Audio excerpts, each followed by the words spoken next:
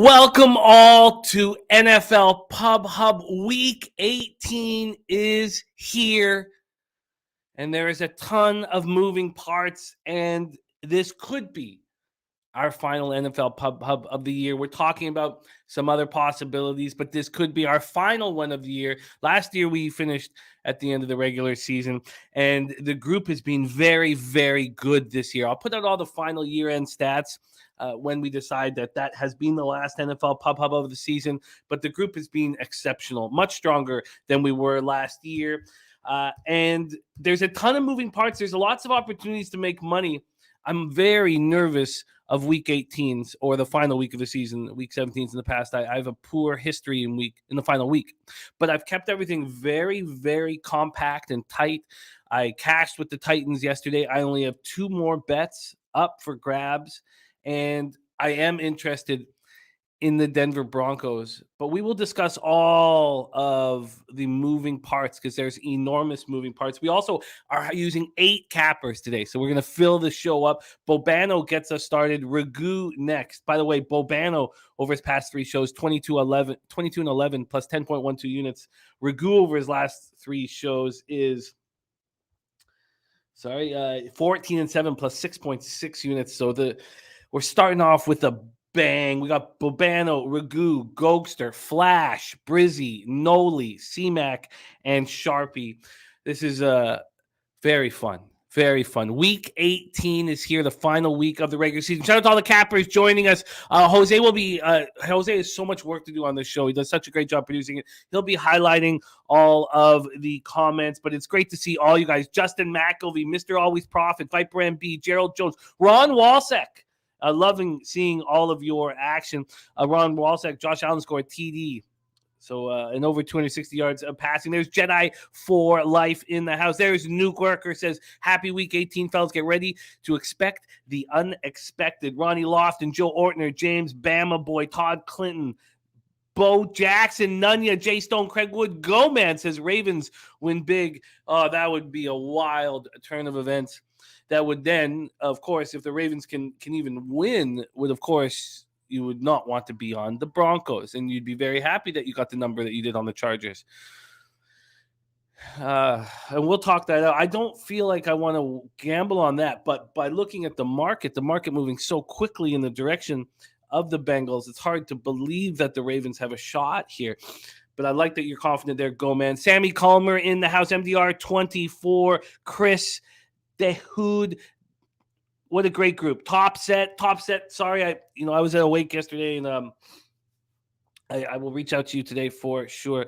Chip Plylar, Nutflush Allen. What a great group. Boogie Main, BJ, Viral Video, Chip Plylar, Namaste, J369, giving us some calm energy with Namaste J369. Maybe I should slow down a little bit. There's Slatsy in the house, Joey Harb, Dan Kelly. Great to have all you guys. So I cashed. I had a bad week 17, which probably added to my hesitation into week 18. Cashed with the Titans yesterday very comfortably, and I felt very good about it. I didn't have them on the money line, so didn't need to be angry about the Dobbs strip sack, which could have been good. Let's not get into that. We got too much other stuff to talk about. So I've got Chicago, Minnesota under 43, the Commanders +7. That is my action. And we have Bobano up first. Bobano has been exceptional. Last year's champ, the Big Ragu, was up around 8 units on the year. Bobano right now is up 17.47 units. He's 77-54. It's been impressive with that kind of volume to be so successful. And I said over the past 3 shows, he's 22-11 plus 10.12 units, staking claim for the championship belt this year. There's Big O ready to get to work. BJ saying the Patriots may keep it close. Teflon Don says lots of incentive bonus today. Player prop looks. We have all those as well. There's so many things we need to go over, and I'm just not sure if we have enough time to get them all in. Joe Chris, Sky Dragon, Craig Wood becoming a member. That means a ton to us. Craig Wood, thank you. Now a member of Pub Sports Radio. Gerald Jones says best bet San Francisco first half -8.5. Wow. Okay, let's just get rolling. Let's bring in our stars of our show and hear what they have to do. We're going to spend a little bit more time with Bobano just because, it'll be the first time we talk about the games and we want to talk about the market moves and where the cash lies. So without further ado, let's bring on your first guest of the show from Hamilton, Ontario, Canada's black and yellow. Please welcome Ian Cameron to the show. Ian, how are you, my friend? This is it. Last Sunday, last chance to get after it. Although, again, this is a minefield, so we'll see what we can do to keep this great season going. Yes, it's so absolutely tricky week and one that I've handled poorly. And we talk about improving as cappers and listening and getting better and better and better. And so I've just kept everything real tight here.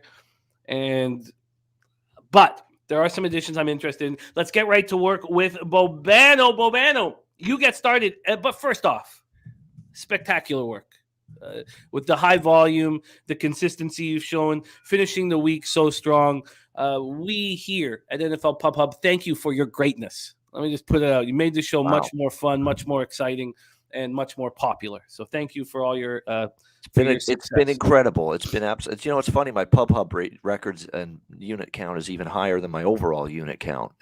If you factor in all the bets, because there are some bets I leave off the show that I do bet on Sundays, and yeah, it's been wow.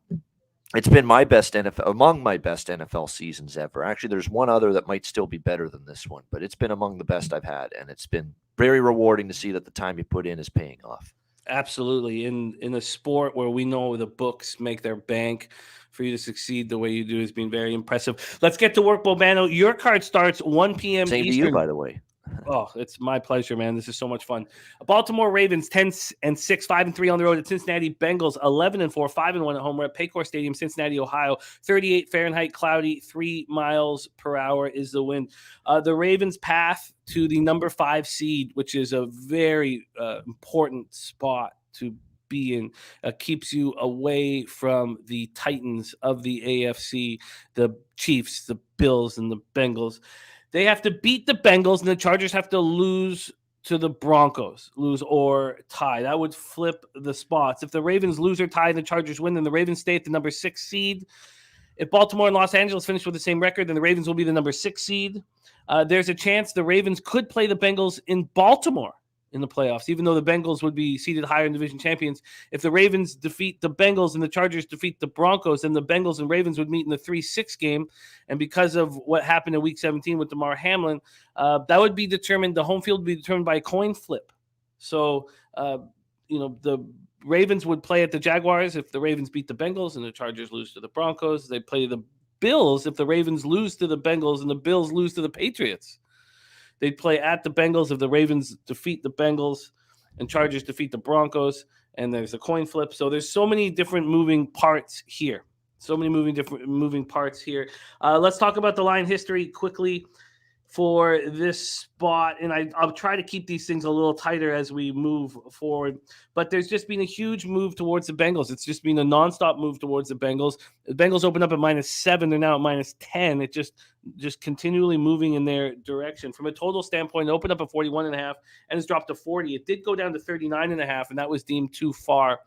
Then from the cash flow situation here for this one, here we go. 51,759 tickets in. The market's following the big bets, and the big bets are coming in on the Bengals. 52% of the tickets, 80% of the cash. From a total scenario, 54% of the tickets and 93% of cash on the under. There's a thought that the Bengals, who know that they could very well be playing the Ravens in the next round, will keep it very tight and won't show too much of their playbook. So a ton of moving parts. The floor is yours, Bobano. Take it away, Ravens, Bengals. Yeah, this is Bengals first half, Bengals full game for me. I'm going to do a split here on this one. First of all, Cincinnati is the better of these teams, in my opinion. Second of all, they are look. Obviously, they had practice limited this week because of coming off the Monday night game and what happened with Damar Hamlin. So you worry a little bit about them being in rhythm. But boy, I mean, Baltimore's ravaged with injuries. Baltimore, Tyler Huntley's going to start, but I'm not convinced he's 100%. but they've decided, I think, to keep him as the starting quarterback and not go with Anthony Brown to make his first start. He's walking into a tough spot because I think Cincinnati here is out for they're not happy. Cincinnati, they thought the NFL kind of screwed them over with everything, with the playoff scenarios, with the seeding scenarios, with the coin toss situations coming out of the DeMar Hamlin incident. They might take out some of those frustrations here on Baltimore. I think they very well could. And the thing that's key to this handicap, like in the Bengals early and full game, is I expect them to score early, take the lead, and if they do that, Baltimore's in big trouble. Okay, we saw it against Pittsburgh when they lost to the Steelers last Sunday. Huntley can't throw the ball well if they're trailing. And if they have to go more to a pass-heavy attack, it's not going to work very well for the Baltimore Ravens. He did not throw the ball well at all when they were exclusively having to throw it trailing late in that game against Pittsburgh. If the Bengals get out to an early lead, which I think they will, that's going to be big-time trouble for Baltimore. I like the way this situation sets up for the Bengals. I think I like the first half more, but I'll throw the full game on there as well for an official play. So Bengals, I see -4.5 first half, -116 at Bet Rivers, -5.5, -125, believe it or not, at PointsBet. It's weird that I can actually get better juice with a -4.5 first half at one book than -5.5 at another book. But I'll go with that -4.5, -116, Bet Rivers first half. And the full game -9.5. Looks like the best we've got -110. And where is that 9.5? Bet 365. Over at Bet 365. You are locked in here. Pinnacle has this off the board. It looks like they might be bringing it back right now, but it's off the board right now. You are locked in. Bengals first half -4.5 at Bet Rivers. Full game -9.5. Here we go. Next up for Bobano is the Patriots Bills. A ton of our cappers today are breaking this game down. And it's interesting because I find it quite tricky, but we're going to see all these different looks from our guys here. Player props as well as sides and totals. 30 Fahrenheit, mostly cloudy, 6 miles per hour at Highmark Stadium in Orchard Park, New York. Patriots clinch a playoff berth with a Patriots win or a Dolphins loss, and Steelers loss. And so that's it. So Patriots win or a Dolphins loss and Steelers loss. Bills cannot clinch the top seed in the AFC. Bills win would force a neutral site AFC matchup if both the Chiefs and the Bills advance that far. For the Patriots, you have Marcus Jones and Devontae Parker back, which is a big deal. For the Bills, no injuries to report. They're a healthy group. Bills opened up at -7.5. They're now -8. This total opened up at 42.5 and is now 43.5. And cash flow wise for this one, we have the Patriots, one of 3 teams that Sports Insights has given full line value to. The Eagles, the other one, and the Carolina Panthers are the final one. We have 52,469 tickets in. 34% of the tickets and 50% of the cash is on the Patriots. So the market moving away from them, some bigger bets on them. That's very confusing.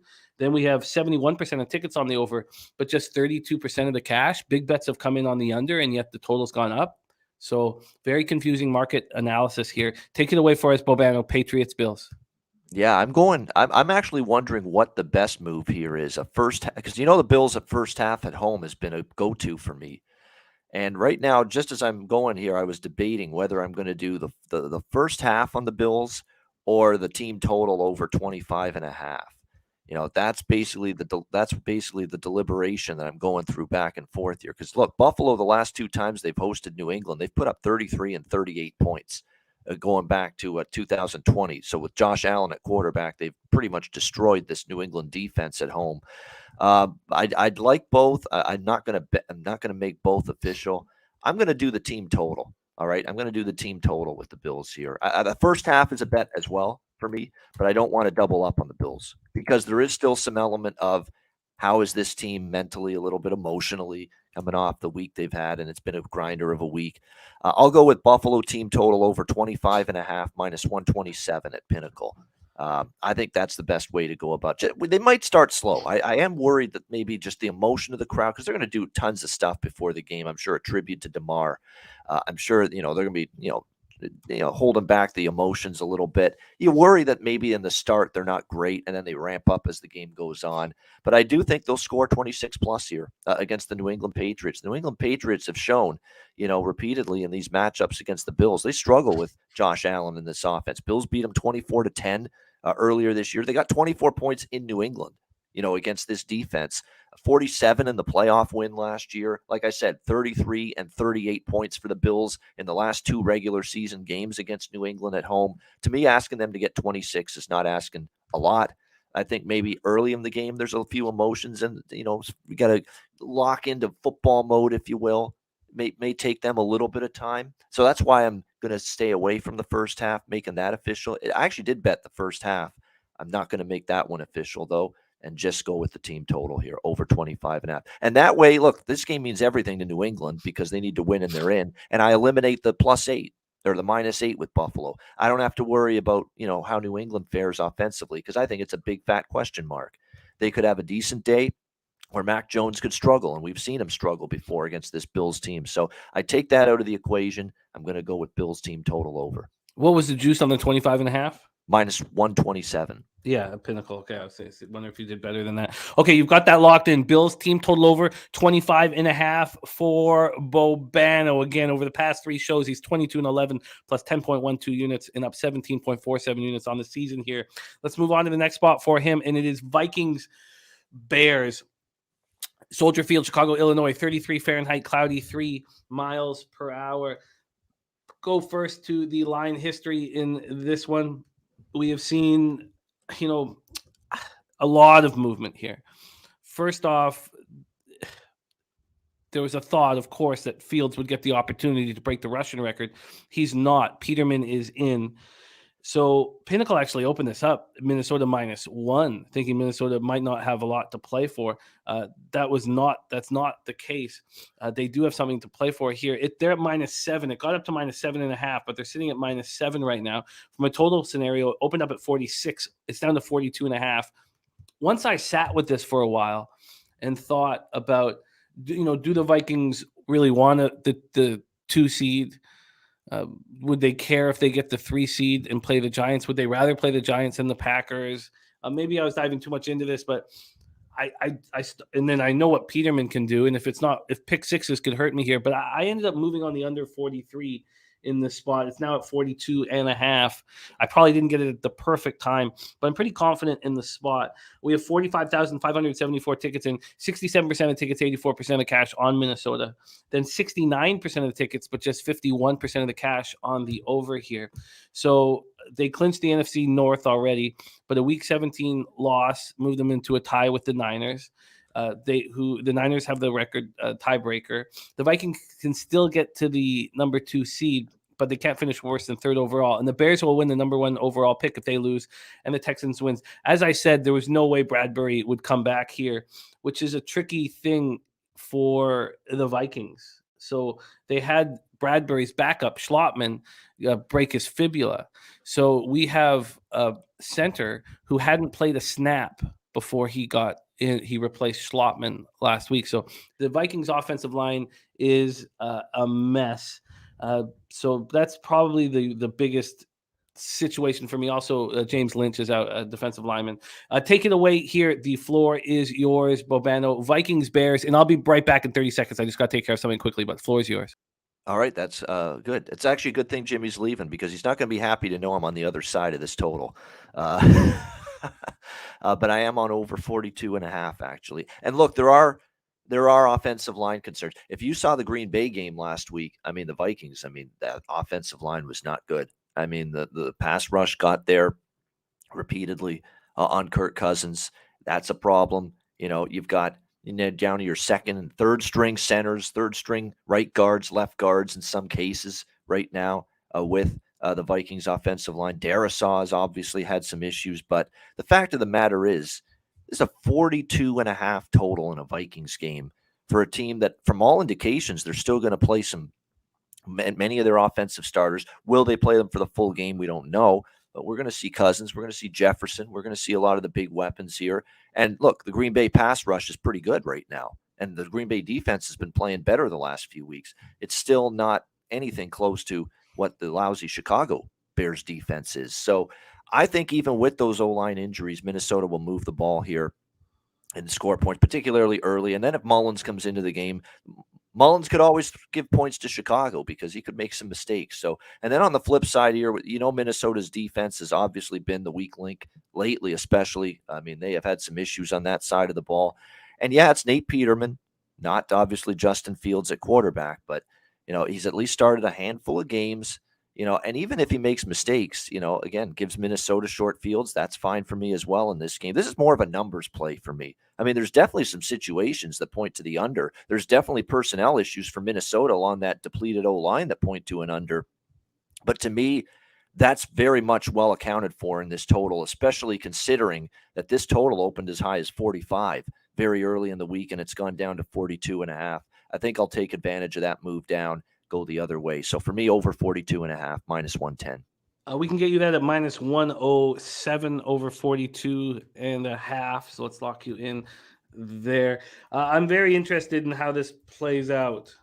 I'm very interested how this plays out. So this will be fun. Going up against Bobano in this one, Vikings Bears, adding another element to it. Let's move on. Browns Steelers next up. Acrisure Stadium, Pittsburgh, Pennsylvania. 40 Fahrenheit, cloudy, 5 miles per hour. The Steelers are playing for the number 7 seed. They're eliminated from playoff contention with a loss, obviously, a Patriots win or a Dolphins win. So there's a bunch of tie bullshit, but we don't need to. Well, if the Steelers tie, they need the Patriots to tie. So that's why I know that the Steelers tying is actually a possibility with a low total like this, but they need the Patriots to tie too, and then we're just, come on, let's not play. Or they need either the Patriots or the Dolphins to tie. So let's go into here. Injury-wise for the Browns, Jack Conklin, not able to practice, not going to play. So they're expecting James Hudson to be at right tackle and have to contain TJ Watt. That's not going to be easy for him. Also, Jadeveon Clowney sent home. I think that was the biggest news for the Browns in this week leading into the final game, talking about everything being set up for Myles Garrett, just being a whiny little bitch. And so they asked him to fuck off. It's surprising to show his character like that. Just shut your mouth. And if you really need to beak, then do it in the offseason.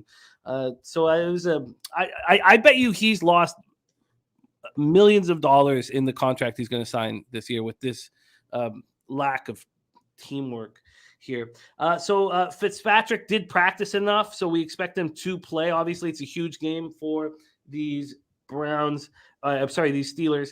So here we go. The history here is Pittsburgh opening up -2.5, -112, and it's right there. There was times this got up to -119 and juice, but it's right exactly there, right where it was. And from a total side of things, opened up at 39 and it's gone up to 40. So it's gone up a point. We take a look at the cash flow for this one. 62,000 tickets in, 60% of the tickets, 61% of the cash on the Steelers, and then 85% of the tickets, 90% of the cash on the under, and yet it's gone up a point, which is confusing. Floor is yours, Bobano. Take it away, Brown Steelers. Yeah, I'm going to look toward the steel curtain once again. I mean, the Steelers have been actually a nice team for me here down the stretch. We took them against the Raiders on Christmas. They got the job done. Took them last week against Baltimore and that comeback win against the Ravens. 3-0 straight up, 3-0 against the spread their last 3 games. Kenny Pickett is just growing up as an NFL quarterback right before our eyes, getting better and better. It doesn't hurt that they've got revenge for a 29-17 loss to Cleveland back in September. Look, Cleveland coming off a win and a good performance themselves against Washington, but how much stock are we going to put into that? That was the Carson Wentz Commanders, and Carson Wentz is a disaster. And keep in mind, Deshaun Watson actually played one of his better games. Both starting cornerbacks were out for the Commanders last week. St. Juste, and there was another one of their key cornerbacks that were out last week. So they were very depleted in the secondary, and Watson took advantage of that. It's not going to be as easy here in this game facing the Steelers. The number's short enough here, laying less than a field goal in this one. At home, Tomlin's been good. Tomlin long-term, I looked at the record. I think in December and January home games in his career, Mike Tomlin is something like 75-45 against the spread. Like, it's an incredible record for him in home games this deep into the season. Obviously, any chance of a playoff spot for Pittsburgh, banking on a win. They have to have it here. Now, must win doesn't equal will win, but I think they get the job done here. The price is cheap enough. Cleveland, I think, took advantage of a porous Washington team falling apart. Lack of cornerbacks, bad quarterback play from Wentz last week. It's going to be much tougher now, and on the road now as well for a second straight week. So I like the Steelers here to get the job done. I'm just deciding now whether I'm going to, for the show purposes, go money line or minus the points here with the Steelers. I'm trying to see the best money line out there looks to be minus 143. Cool bet. Yeah, I'll go with that. I'll go with the money line here, minus 143. You got it locked in. Mr. Always Profit says, let's go. That's his play of the day. So a lot. The losing season thing, yeah. I mean, I think there's something to that. Well, the players probably want to keep that streak alive, and obviously that depends on a win today too. Mike Tomlin remaining every season without a losing season as a head coach. DraftKings has Steelers minus 135. Thank you, Rocco. Well, there we go. Perfect. Minus 135. Thank you for looking out for him. And Dan Kelly says, never underestimate how much Tomlin's players love him and want him to never have losing season. Oh, it's never been an issue of whether the players love Tomlin. He's a player's guy as a head coach, but there's other things with him that sometimes irritate you, but it's not the lack of players wanting to play for him. Let's keep rolling, Bobano. Next up, 4:25 p.m. Eastern, LA Rams 5-11, 1-6 on the road at Seattle Seahawks, 8-8, 4-4 at home. We are at Lumen Field in Seattle, Washington, 48 Fahrenheit rain, 6 miles per hour. Seahawks are playing for the number 7 seed. They clinch a playoff berth with a Seahawks win and the Packers loss or tie. There's also some tie bullshit that comes in. So let's take a look at the line history. First off, the Rams don't have their center, Brian Allen, as expected. Aaron Donald is expected. Nick Scott, defensive back, out. And Ben Skowronek out as well. And the big news for the Seahawks, Kenneth Walker, no injury designation. So he is going to be in the lineup and good to go. Let's take a look at the line history here for this one. We have these Seahawks opening up as 5.5-point favorites. That's exactly where they are. But they moved up to 6.5. They were 6.5 at Pinnacle for some time, but they're right now sitting at 5.5. Totals wise, opened up at 41, minus 101 to the under. It's right there at minus 102. So very little movement there. 36,703 tickets in, 69% of the tickets, 97% of the cash on the Rams. It's been that way all week. I was waiting for it to change. It's what changed. It's gone from 99 to 97. Strange. But the market is a little concerned, moving it back to 5.5, a little concerned. 46% of the tickets and 81% of cash on the under, a very feasible under, and yet that market isn't moving at all, so the book's not concerned about that. Take it away for us here, Bobano, Rams, Seahawks. So every year, it seems in week 8, the last week of the regular season, there's these instances where there's one thing that shocks you. There's a shocker somewhere, right? We saw Baltimore and Cincinnati a few years ago, right? It's the game that got Buffalo into the playoffs. Baltimore needed to win it. Cincinnati wasn't very good that year. And sure enough, there's Andy Dalton with the big pass play to Tyler Boyd. They take the lead. They win the game. Knock Baltimore out of the playoffs. Buffalo gets in. I think this game has the potential to be your shocker. I like the Rams here, plus the points in this game. Seattle, to me, laying these kind of points. Look, they beat the Jets Jets beat themselves. Jets beat themselves because the defense is overrated. Jets beat themselves because the receivers dropped some passes. And I think the Jets beat themselves a little bit in that game because Mike White probably shouldn't have played. There was no way he was 100% in that game last week for the Jets. And they ended up losing 23-6. You know what would be concerning? You say, why has the money just been this way towards Seattle? Seattle's 0-3 against the spread, laying more than a field goal this year. So when they've been favored by more than a field goal, 0-3 against the spread they are. This has not been a team to trust laying bigger points here, and pressure is there now on Geno Smith. This is a pressure game. This is the biggest pressure game of his career. He's been good at times this year. He's also been very lackluster at times, and more of the bad Geno has come out in the second half of the season. I thought in the first half he was spectacular. I'm not trusting Geno Smith in a big spot, -6. Simple as that. And I think from the Rams' perspective, Baker Mayfield's kind of rallied the troops. Now, it got away from them against the Chargers last week, but they're going up against the Chargers team. They got Bosa back. They're peaking at the right time. I think the Rams can move the ball. I still don't trust Seattle's defense. Seattle can't stop the run. Okay, that is still a problem for them. And don't look now, Akers for the Rams the last few weeks, he's been running the football quite well for this team. So I think it's going to allow the Rams to, at the very least, hang in there. Don't underestimate this whole, scuttlebutt, too, about McVay's status, that he might, step down as head coach after this game. and may not come back next year. I don't want to say there's going to be a win one for McVay attitude, coming out here from the Rams, but I wouldn't put it past them completely here. So I like the Rams here, plus the points. I think they're very live, and it totally wouldn't shock me if they play spoiler. And Bobby Wagner, I believe, the former Seahawk, great quote, says, would love to end the season with and win this game and play spoiler. And remember, it's a division game. It's a division rival. You think they want Seattle to get into the playoffs? Hell no. I think we have a live dog here. Rams plus the points. You got it. Do you want the 5.5 at -103 or the 6 at -114? Yeah, we'll do the 6. All right. So you got the Rams. I don't want to be looking back on this and say, hey, this game goes to overtime. Seattle wins the coin toss. They score a touchdown and they win by 6 and I don't get a push. So that's what I'm thinking in the back of my mind. Big news from Sammy Culmer. Mark Andrews inactive for the Ravens. Mark Andrews inactive for the Ravens. Okay, we got to be quick here. We got and Huntley too, it looks like. So yeah, it's looking more and more like Baltimore's just, let's move on to the playoffs. Wow. And then you have to think, because there's been 5 cents of movement back towards the Chargers. You have to think that is now it's, you're right, 10.5 now on the board. Wow. That's wild. Okay, next up here, we got to be tight here. Dallas Cowboys, Washington Commanders, FedEx Field, Landover, Maryland. 43 Fahrenheit, cloudy, 7 miles per hour. Cowboys clinch the NFC top seed with a win and Eagles loss, and the 49ers loss or tie. Not going to happen. They clinch the NFC East with the Cowboys win, the Eagles loss. Very unlikely as well.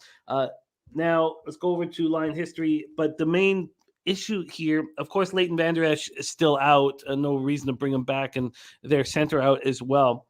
For Washington, no Brian Robinson Jr., which is a huge deal, and no Sam Howell. So we talked to Boban already mentioned not having St. Just in the lineup. He's out as well. So Jonathan Allen also out. So big pieces of the puzzle missing for Washington. But I think that Dallas will not be playing starters here for a lot of the game. I'm on the Commanders +7 in this one. Let's take a look at the line history here. We have Washington right now. Where is it? Sorry. Here we go. Washington right now. There is a 7.5 on the board, which makes me nervous. So Pinnacle has moved it to 7.5. Now that's +103 for Dallas. Totals wise, opened up 42. It's now down to 40.5.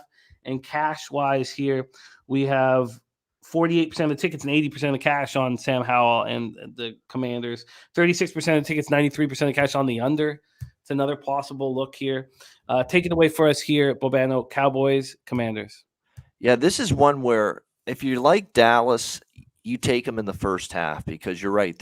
This could be a situation where once they see that giant Eagle score, it then becomes a situation where, all right, that's enough.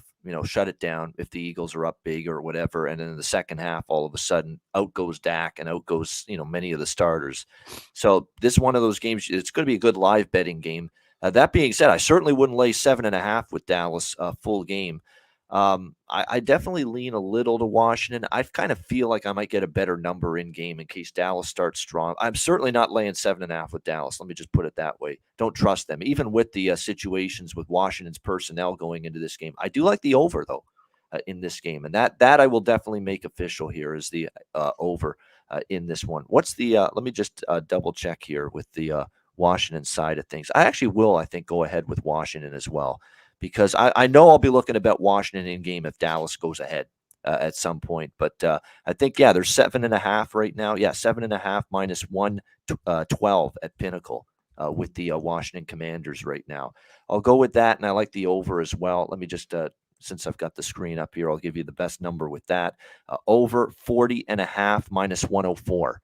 At Cool Bet, over 40.5 minus 104 with Cool Bet. So, but I like the total more than the side. The way I see it, Dallas will score on Washington at least early, certainly when they've got Dak and they've got CeeDee Lamb and they've got all the weapons in there. Man, they're starting cornerbacks from what I've read are still both out. And we saw last week against Cleveland, Deshaun Watson, he threw on that secondary all game long. Dallas should be able to here in this game. The way I see it from Washington, though, people are saying, okay, they're going to the rookie here, Sam Howell, and you might see some Taylor Heineke sprinkled in as well. At least that's what Rivera said the other day. It can't be any worse than Carson Wentz. It has to be, if anything, slightly better situation for the Commanders' offense. And look, it's not like this Dallas defense has been great here the last few weeks, and we might see backup defenders later in this game for the Cowboys, particularly in the second half. So I think this total is just very low. We don't need a shootout. We've got question marks defensively on both sides. To me, the Sam Howell, Taylor Heineke combination, it won't be any worse than the shit we saw to Carson Wentz last week, and it could very well be better.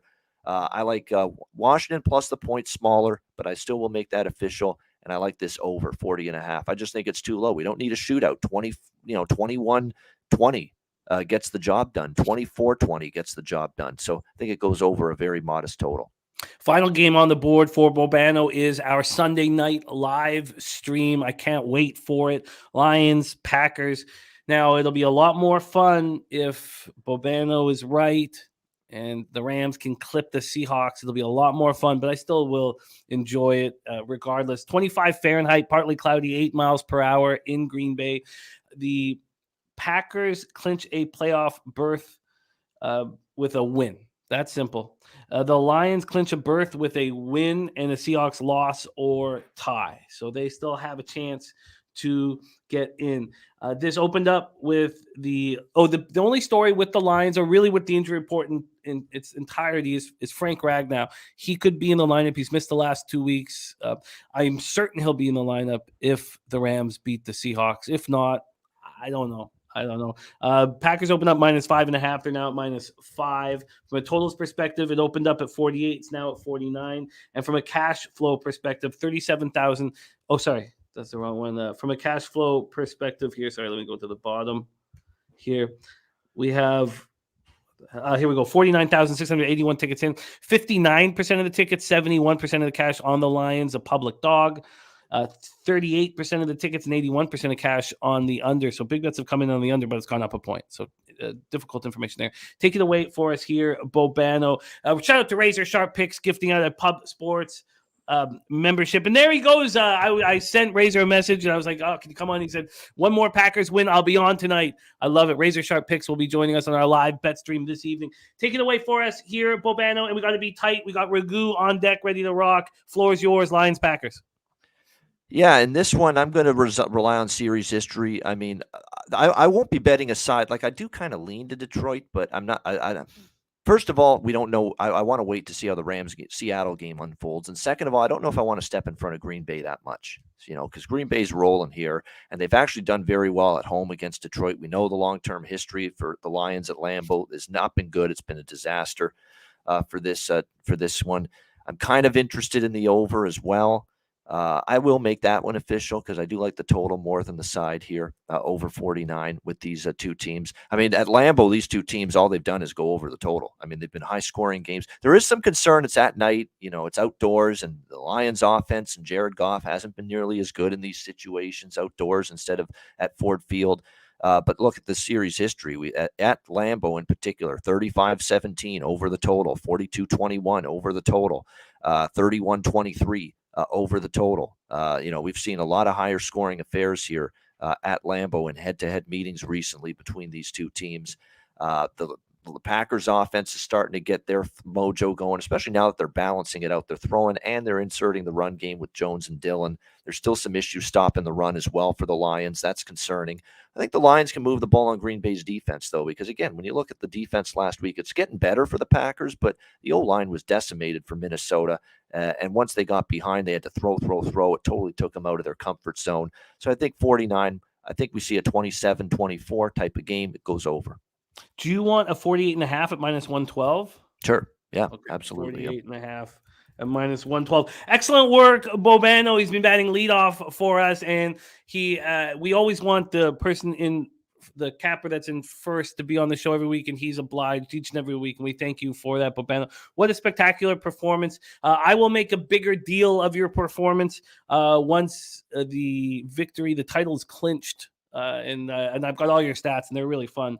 So, review of Bobano's action. Bengals first half -4.5, -116. Full game -9.5, -110. It's moving as we speak. Bills team total over 25.5 at -127. The over 42.5, -107 in Minnesota, Chicago. He's on the Steelers money line at -143. The Rams +6 at -114. The Commanders +7.5, -112. The over 40.5 at -104. The over 48.5 in our live bet stream. Lions, Packers, Bobano, and your next guest, the Big Ragu, will be joining me live tomorrow night for the big college national championship game. We're going to live bet stream it. We're going to be all over it. So Bobano will be back in action with us tomorrow evening. We're going to start at least 30 minutes before the game starts so we can hear everybody's looks. Bobano, excellent work, my friend. Follow our guy Bobano on Twitter at Bobano. Bobano, any last words for the Cappers supporting the show? No, other than have a great Sunday. Enjoy it. It's been a great season. Hopefully we can end it even with a tough card. It always is the final week on a winning note. Good luck to everybody. Jimmy, Big Ragu is coming on next. We'll see you tomorrow night for the TCU Georgia, the live bet stream. I'm looking forward to it. I love it. There he is, the great Bobano. These Cappers we have are rolling at such an incredible state. We talk about teams that are predictable or pitchers that are predictable, how much we love them. You can say the same thing about Cappers who are predictable. And Ragu, he started off the season. He's a little tentative to start out the season, but I love hearing his early season looks. So he does not succeed week 1 and 2. Since then, he has cashed 8 of the last 9 weeks on this show. 8 of the last 9 weeks. Over his past 3 shows, he's 14-7 plus 6.6 units. This Capper ages like fine wine, man. The longer the season lasts, the better he gets. You see him in college when he gets the bowl season. Fuck, I could just talk about him all day long. I just have so much respect for him. Look up to him. Please welcome to the show from Ocala, Florida, the Big Ragu. How are you, Doc? What's up, baby dogs? Shout out to our guy Ian, man. He's been spectacular all season long, and I got the pleasure to work with him all year long too. So, like you said, the longer we work together, the better we get. And let's keep this shit rolling, my guy. Let's keep it rolling. Let's do it. Talk about consistency from Ragu. Last year's champion, this year's second. I mean, Jesus. That's fucking good, dude. All right, let's get to work here. We start with your take on Patriots Bills. We already talked about the playoff implications. We talked about the injuries, and they're not big injury-wise. Just Marcus Jones and Devontae Parker are in business on the field for the Patriots. But let's hear your plan of action. Take it away, Patriots Bills. Yeah, I mean, this is such a meaningful game for both teams, obviously, with the big emotion, with Damar, glad to see him doing well. That's superb news. That's going to carry on to the field, with the emotion for this team. And, Belichick, he's got everything on the line to play for this game too with New England. For forever and a day, Belichick has owned this squad, but, since Allen's kind of showed up and doing his thing, he's been spectacular. The Bills have kind of flipped the switch on the series overall, with the exception, where they had that one game where Jones, had 49 plays and he turns around and he runs the ball 46 times and was 2 out of 3 on the pass. But that was an aberration, because of weather conditions and whatnot. But if you really peel the onion back on this game here, guys, we know everybody and their mother is going to be on the Bills, spread-wise, very public game. Buffalo's got the number 1 red zone defense. They've got the number 2 in points allowed per game. But New England, to their credit, the past couple games, Jones has been playing pretty good. And, and the New England defense, they kind of bring the pressure. They're number 2 in sacks. And my only concern with Allen covering his number is that, ever since that elbow injury's come in, his QBR rating has kind of gone down a little bit. But there's going to be a lot of motion here. And I think I like the under here. I think, both defenses will step up to the task. Buffalo has a bend that don't break defense, which may allow New England to kind of move the ball up and down the field a little bit. So I don't think it's going to be a blowout, but I'm not going to be on the New England side either, because this game could, the emotion, like I said, could jump off the charts. So I do love the under here. I think 43, 44, whatever we can get, 43 and a half. I like that a lot. You got it. We got you under 44 at minus 105. And look at this. Razor giving you a sneak peek of his big bet tonight. Packers, Aaron Jones, anytime touchdown at minus 115. Good play there. I'm going to add that to our notes here because also our Big Ragu is going to be discussing the night game. He's closing off on that and also going to give us a teaser. He's been just cashing those teasers. Next up, Ravens Bengals. Tyler Huntley inactive. This came out 17 minutes ago from Schefter. So Anthony Brown will be starting. The Ravens waving the white flag. And I imagine that the Broncos line should get juiced. And it's not. So let's hear your thoughts on Ravens Bengals. And then just for me, can you touch on the Chargers Broncos? Like at this point, if the Ravens are throwing in the white flag, why wouldn't we bet the Broncos here -3 at minus 115? Can you touch on both? So take it away. Floor is yours. Start with Ravens Bengals. Yeah. The Bengals all class to Zach Taylor, what he did with the locker room and, kudos to, what they were able to kind of, not set the tone, but, set the example for league wide with first class Zach Taylor. I had a lot of question marks about him as a coach early on, but he's proved beyond and in a big way, that he's a leader of men. And I want to shout out to Zach Taylor, what he's done with that Bengal locker room. But, they participated in that game that we were on live stream last week. And, he's got to rally his troops together to get them refocused, which, to me, they were the better team going in. They were up 7-3. They moved the ball easily. They looked like they were going to kind of come back and score again. So I think they still have that mojo about them. Arguably the best team in the league right now in my book, Cincinnati. And where the points are going to come from with Baltimore. I mean, they have struggled immensely. And where's Lamar? I know we keep talking about him, the injury and whatnot, but they're going to be backing into the playoffs. It's not going to be good for them going forward. This game is a powder keg type of game. I think if you look at the Chiefs versus the Raiders yesterday, I think it has that same setup, with at least the Raiders can score points. I mean, this team here, where are they going to get the points from? You know what I mean? So I just think they're going to have some offensive struggles against a Bengals team that's coming in hot and has got everything to play for, not play for in the sense where we've already know that Kansas City is going to be the number one seed. But if they come down to a coin flip game later on in the season, if they get to the championship game, we'll see what happens there. But, teams got 7 wins in a row. You got a team coming in that's got scored 10, 16, 3, 17, and 3 points. I mean, come on. I don't think offensively you're going to be up against it. I know the numbers ticked up, but this is a full game split for me on the Bengals. I think we see what we see yesterday with a Chiefs type of effort here on the Cincinnati offensive side of the football. And they're going to have some offensive struggles, Baltimore are. So I'm going to split this first half full game with the Bengals on the side. All right, let's do it. So it's just moving so fast, man. I hate this. So we got you a first half at -7 and the full game at -10.5. God, it's so hard. Is it still at circa 4.5? North Ender, can you confirm that? Because I don't see how it could possibly the sevens even at Pinnacle are -121. We can get a -115, but if you could look into that, that would be huge for us. Next up for our guy Ragu. So Ragu, then the Broncos. The Denver game. I mean, that makes total sense what you said. I kind of took that one off the slate because of the fact that I was like, you know what?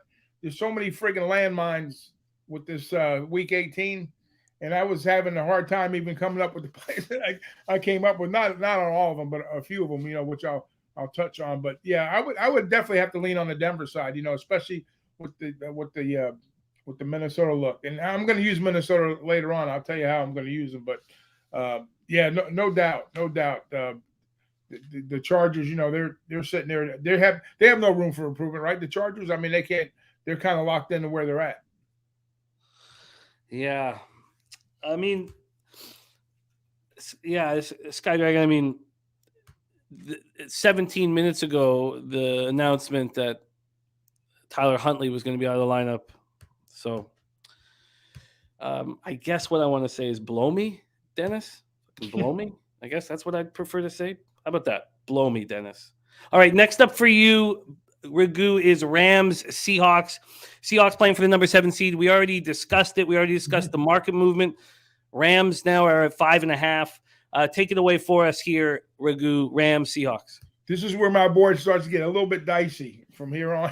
But for the most part, we know this, that Seattle, like to Ian's point, they started out with what's his name, Geno, kind of starting out hot, and he's kind of got a little bit of his mojo back, I think, going in. He caught some flat spots, towards the end of the season. But I think what's going to help him out is the fact that the Rams are dead last in scoring points in the league, and they give it up on the ground. So I think Walker's going to have a big game here, and so is an Akers, to his point too. So the only problem is trying to get to the window with both of those guys, Akers and Walker. I mean, their props are juiced to the hilt, like minus 140, minus 135, and I don't want no part of that. But I think there will be some points scored by both teams here. I don't want to try to get cute to the over, but what I think Geno Smith will be really good at here is getting the ball to Lockett and to what's the other shit? It went right over my head to the big receiver Metcalf. So last time they played, 2 TDs to Metcalf, a TD to Lockett. I think points will be scored. I think they will be able to move the ball up and down the field.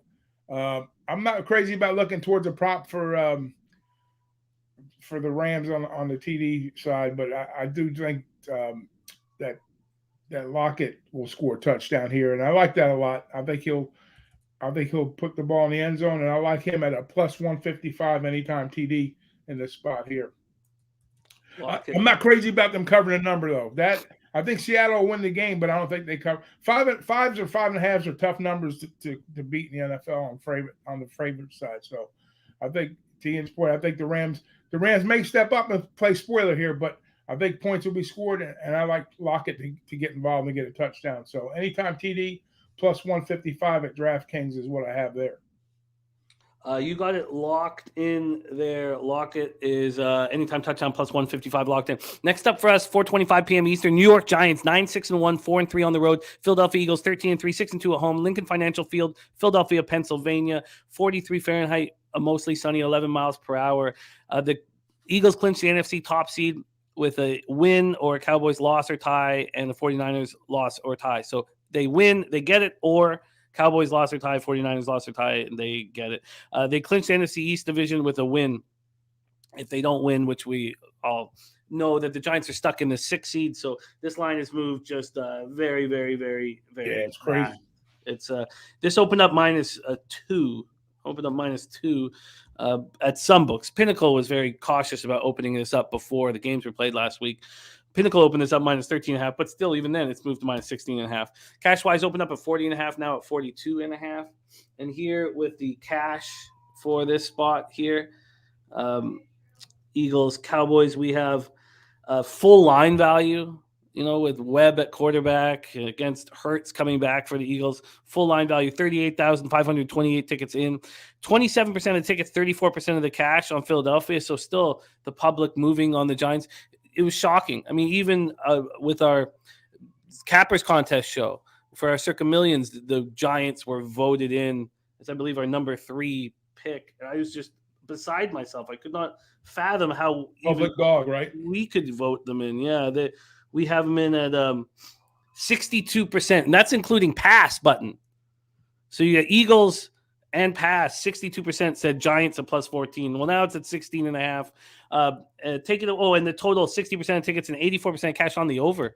By the way, that's interesting on the over, and this total has gone up 2 points. Interesting. Didn't miss that angle. Take it away for us here, Ragu, Giants, Eagles. Yeah, my only worries, and it's not even really a worry, but I mean, if you're talking covering numbers like we do, with Hurts getting hurt, and they kind of got put in a I would call it an uncomfortable spot as far as covering a number per se, but I really don't think I think they really wanted to get that W last week against the Saints and not be put here to kind of bring Hurts in and let him play and just kind of risk things for them. But the one thing about the Eagles, they're very deep, both sides of the ball. especially on the defensive side. You know, like I said before, a lot of their seconds can start on other teams. But I was trying to figure out a way to bet this game to kind of, because the Giants they're pulling Jones, they're pulling Barkley, and they're not going to put a lot of points on the board here. So I was trying to figure out a way to bet this on a team total underside versus the Eagles because of their depth on defense and coming at the Giants. And then I'm looking at it, I was like, man, there's some low numbers here for the Giants. I think like the Giants first half total is like 6.5, and I think full game like 12.5. So I mean that's awful low. Even so, you're going to get some twos, let's say. And then you know how efficient is the offense going to be? You know, are they going to compete? Yeah. Are they going to run the clock? Yeah. So you're going to have one team that's going to just kind of go through the motions, and you're going to have another team that's going to try to put some offensive points up at the same time, but covering that huge 17 points. So when I was looking at it, I said, they could probably get the first half done with ease. But the number I had was 8.5. I don't know where it's sitting right now. 16.5. Is it 8.5? The first half's at 10. It's at 10, right? Yeah, I seen that crept up. So that kind of blew me right out of the way on that one. So this was my toughest game to break down when I seen them numbers move as fast as they did. So I don't know, I still might have to get there with the 10 possibly. I just think I think Philadelphia will come out of the gate quick. I just hope that Hurts is sharp and they get there. So worst case scenario, maybe I get a push out of 10, but 8.5 I love. 10 I'm not crazy about, but you know what? I'm still going to get there with the 10 because I think that's the look for me. I think Philadelphia kind of makes it happen. I was going to try to get cute and get a plus number on the Giants, but they started juicing that too. But not the plus number for the spread, but just for them on a team total, like say over 6.5 in the first half. But I don't know. I'm going to take the Philadelphia Eagles here on the first half minus 10. That's probably going to be my worst play of the day. You got it locked in. Eagles minus 10. And I guess I misread that a little bit from Dennis. I thought he was implying that I was being unfair. So he said, shout out because Jimmy put Bobano on first. Big Ragu to take all these bad numbers. That doesn't seem fair. That's what he wrote. I was moving too quickly. I thought he was saying that I was somehow being unfair about this. And well, to your credit, if we tweet the games out, you'll honor him on the show. But definitely, I don't get any tweets out. So I do apologize. That's a little, not a lot of sleep, a little angry. Except the Titans did cool some of my anger. Lions Packers. Come on, man. The Sunday, I got a bad start to 2023, man. Lambeau Field, Green Bay, Wisconsin, 25 Fahrenheit, partly cloudy, 8 miles per hour. We've already talked about the situation. This is our live bet stream game, so take it away, Ragu. The floor is yours. Listen, I'm not going to go overboard with this one, but we all know the implications with the Seattle game, how that outcome will affect this game with the Lions. But Green Bay has to win, right? There's no question about it. So winning, you're in, and it's all over with. You don't have to worry about all the other bullshit scenarios. But one thing I know for a fact that the Green Bay defense has been playing really, really well, and the Detroit offensive line is no joke either. So I think we'll see a ball game here, regardless.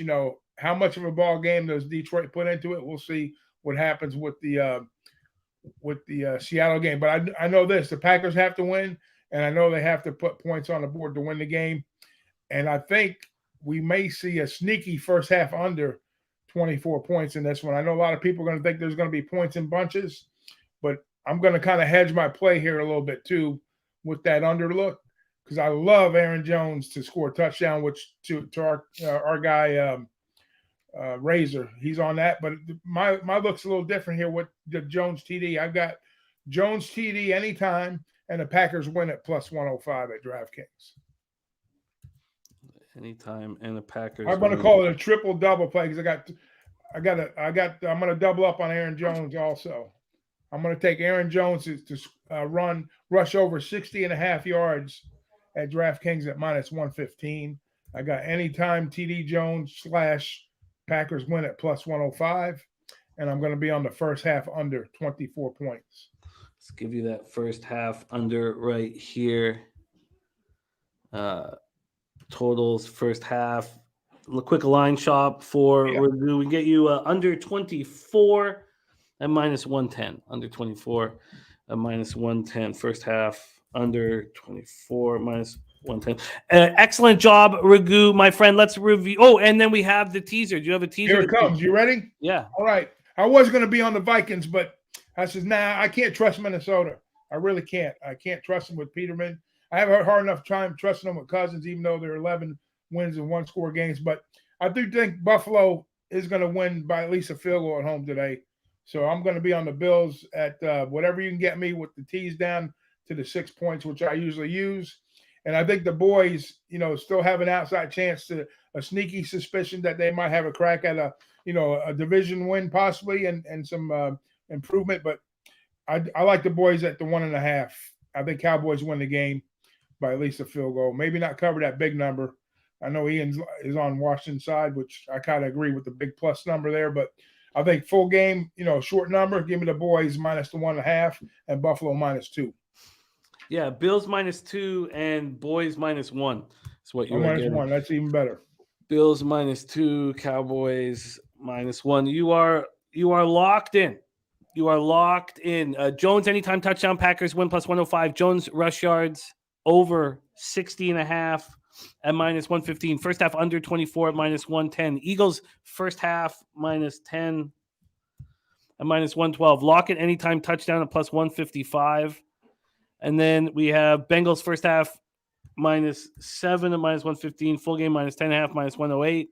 And the under 44 at -105 in Patriots Bills. Follow our guy, Big Ragu, at Big Ragu 62. And also check him out on our live bet stream for the National College Championship tomorrow at 7. We start off at 7. I think the game's at 7:30. Ragu, spectacular work, my friend. Any last words for the Capper Sport in the show? We got the best chat in the world. Let's keep rocking and rolling. And just be careful, guys. Don't blow your bankroll on week 18. Yes, that is good. Important knowledge, and I've kept it tight here. All right, let's move on to Mr. Goldster joining us from Belleville, Ontario. Goldster, you've been spectacular this year as well. You've been plus monies throughout, 16 and 14 plus 2.31 units. How are you, my friend? Good to see you, Jimmy. Everyone in the chat feeling good. Let's get some money here. NFL Sunday, last one of the year, so let's get after it. You have a same game parlay on this game and a player prop. This game is the Cleveland Browns and Pittsburgh Steelers, Acrisure Stadium in Pittsburgh, Pennsylvania, 40 Fahrenheit, cloudy, 5 miles per hour. We've talked about Jadeveon Clowney, Beacon, and he's been sent home. Conklin not playing here. And the Steelers, it looks like it's all hands on deck. They're playing for the number 7 seed and must win. Take it away here for us. Goldster, Brown Steelers. All right, guys. Yeah, so in this one here, I'm taking a plus 3.5 on Pittsburgh, and I'm taking it to the under 48.5. It's going to be -120 same game parlay. The reason being, I'm taking that right away. If you guys look at what the Cleveland Browns have done lately, well, they've gone all under. Let's see, 1, 2, 3, 4, 5, 6, 7 games they've gone under. Haven't even came close to the 48.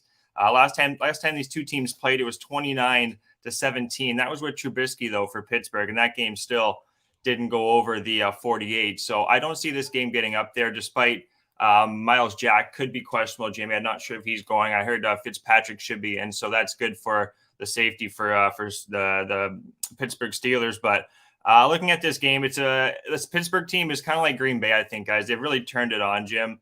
Looking at Najee Harris, this guy's like possessed. This guy's just on another level. Let me just bring up Najee right here. Yeah, 111 yards last game out, and some of the fourth downs he made there, Jim, he put his team on his back, as Marshawn Lynch, as you guys know, used to say. Really put the team on his back. Najee Harris, I'm also going to have a play on him as well, guys. I'm going to take Najee over 71.5 rushing yards. It's now at -105, Jim, so I didn't tweet it out. But I think Najee is going to have an absolute day. This Cleveland defense is slowly getting worse as the season goes on. They're also missing a couple more players here. Let me just bring up the injury report here. Along with Jadeveon Clowney, Denzel Ward is questionable, and Isaiah Thomas is out. So a couple more players on the defensive side out for Cleveland, Jim. But looking at the opponent rushing yards, this is a big reason why I'm taking Najee Harris, guys. Robinson for Washington had 87. Looking at Kamara had 76. J.K. Dobbins had 125. Mixon had 96. Pierce had 73. White had 64. They've been allowing rushing yards, Jimmy, left, right, and center. And if this team wants to win, they can't put it all on Pickett's back. So look for Najee to have a day, even a touchdown prop if you guys want to take that. I wouldn't talk you off it. But I expect Pittsburgh to get it done. And if they do lose, Jim, it's not going to be, I think, by more than 3.5 here. The Browns have only had 3 wins on the year against Houston, Washington, and Carolina. And also, if you look at who Cleveland's been playing, their starting quarterbacks, the opponents, you had Carson Wentz last week. You had New Orleans, Baltimore, which was without Jackson.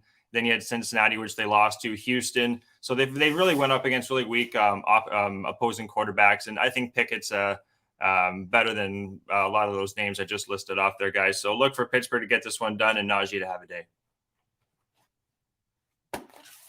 You there, Jim? Oh, you're on mute, brother. Oh, sorry about that. Najee over 71.5 rush yards, minus 105. Pittsburgh plus 3.5 and the under 48.5 at minus 120. Now you have a 3-team money line parlay to close out your card. You get started with Vikings Bears. We've talked already about Bradbury not being in and the issues that's created because his backup Schlottman broke his fibula. Now you have a guy playing center who hadn't played a snap all year until last week. Yeah. And with the Bears, you have Peterman under center. So Fields not going for the rushing record. I'm on the under 43. Bobano on the other side on the over 42.5. This is part of your money line parlay. Take it away. Yeah, the injuries for Minnesota they worry me a little bit here, Jim. I'm just looking at 28 minutes ago, the inactives for Minnesota guys. You got cornerback, linebacker, 2 linebackers, 2 defensive linemen, safety, also Harrison Smith's out. So they have some guys on the defensive end that are out, but offensively, there's no way Chicago's going to be able to keep up with them here, Jim, in my opinion. 41-17 loss to Green Bay. They're not going to – I just don't see them going into the playoffs here with just a bad, coming off that loss, just not winning this game. Holy geez, Goldster, get it out, eh? This is an important game, too. You're talking about the standings. So I think Minnesota really get this one done, guys. With Peterman, he's a career 3 touchdowns and 13 interceptions. There's problems there. So expectations have to be low here. If you want to take a prop in this game, I'd probably look at Montgomery rushing yards because there's no way I think Peterman does much. Look for Minnesota to get this one done. It's going to be in a money line parlay for me, guys, along with Buffalo. Jimmy, I don't know if you want me to get into Buffalo right now, but Buffalo playing up against New England here. Buffalo shouldn't have to think twice about this one, guys. In my opinion, they're just a better team. Actually, my brother's at this game, so family's going to be there too. Anyways, I think this is going to be an easy Buffalo win, Jim. Short and sweet. Don't even think twice about it. And then the last one, San Francisco. It's like a minus 1,000, minus 900, guys. But if you get all 3 of those combined, it's a minus 115 currently, Jim. I'll quickly go over some injuries for San Francisco. It's actually not too bad. Aaron Banks did not practice, obviously Garoppolo. But they have their main guys. McCaffrey's in. Trent Williams is going to be going. Debo. Brock Purdy's good to go. So look for San Francisco to get it done as well. 3-team money line parlay for you guys, along with the Pittsburgh plus 3.5, under 48.5, same game parlay, and Najee to have a day, Jim, 71.5 rushing yards. Mute, brother, mute. Some screaming going on. I'm trying to, but you can also get that 3-team parlay on Minnesota, Buffalo, San Francisco, all at minus 110 at Pinnacle right now. So locked in, Mr. Goldster. Great season so far. Still in our top 5. Looking to climb, sitting 5th out of 21 cappers this year at 16-14 plus 2.31 units. Follow him on Twitter at EGO47_. And golf is back as well tomorrow. 1 p.m. Eastern, myself, Connor Mack, guys, Sony Open, all you golf fans, will be capping the card. We got Morikawa, Jim. He's 6 shots ahead on the leaders, so hopefully we can start off the season with a winner, 22-1. Oh, I love it. There he is, Mr. Goldster, joining us. We go from Belleville, Ontario, all the way down to Escazú, Costa Rica. God, jealous of that this time of year. And not only did he put enormous amounts of money into all our pockets by giving us Argentina right here on this very show, giving us Argentina, which was a glorious for me. Not the first time he's put money in my pockets with his action. He's been very good here. 9-7 plus 1.52 units. We haven't seen him since week 10. Please welcome to the show, Flash in the house. Flash, how are you? Oh, buenos dias, James. And my head's like a bit of a washing machine, you know. I don't know if I'm coming or going. I don't know if I'm Arthur or Martha. If I put my hand in a bucket of tits, I'll come out sucking my own thumb. It's really strange feeling this week, 18. Is he playing? Is he not playing? Are they going to be bothered? So I've had to be really, really careful and go really deep. Deep's good. Yeah, deep is good. Deep is good. Let's get right to work with your action here.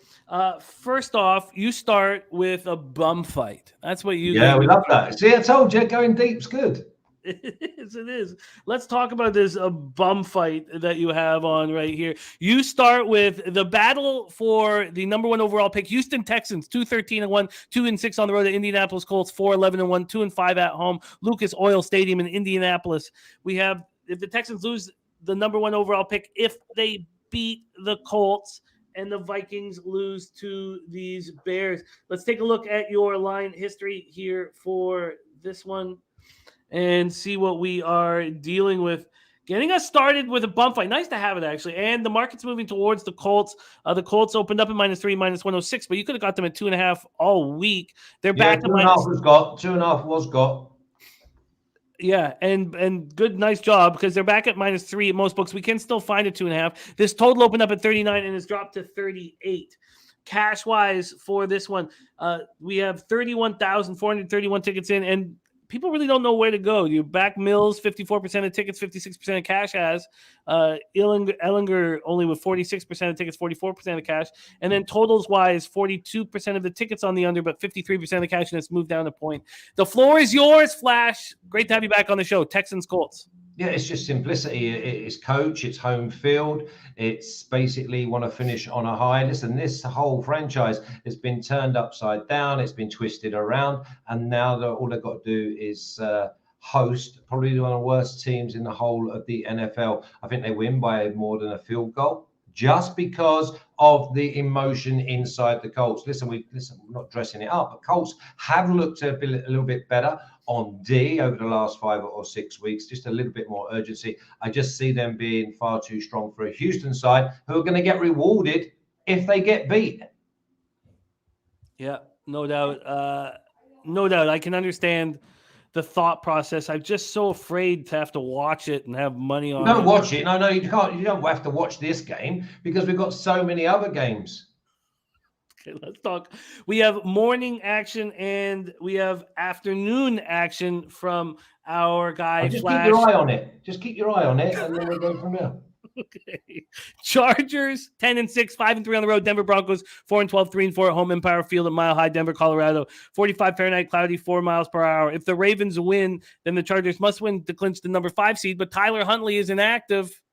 And then they both go on the same time. I thought this line was completely wrong, and I was thinking, what do I not know? The Chargers must go about their business of winning. By the way, they're on a winning streak of 4. They don't want to be like just taking their foot off the gas, because in professional sport, you do that, you don't automatically put your foot back on it. Money line was plus 150 just to win the game. Forget your spreads, and then we're talking about a Denver side who their team totals at 20.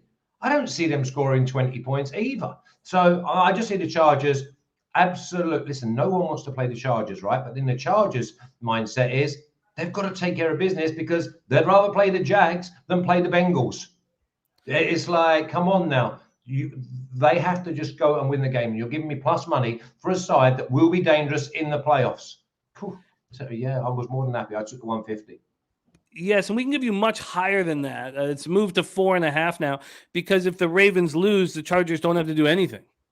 No, I don't want no 4.5 and things. I want just money line. Okay, we'll give you a big juicy money line. So I went in and deep dived what Staley was saying and watched Staley's interviews. He has 2 plans. He has a plan if the Ravens win, and that's the plan that they're using all week. But they also have a plan if the Ravens lose. And they both go on at the same time, don't they?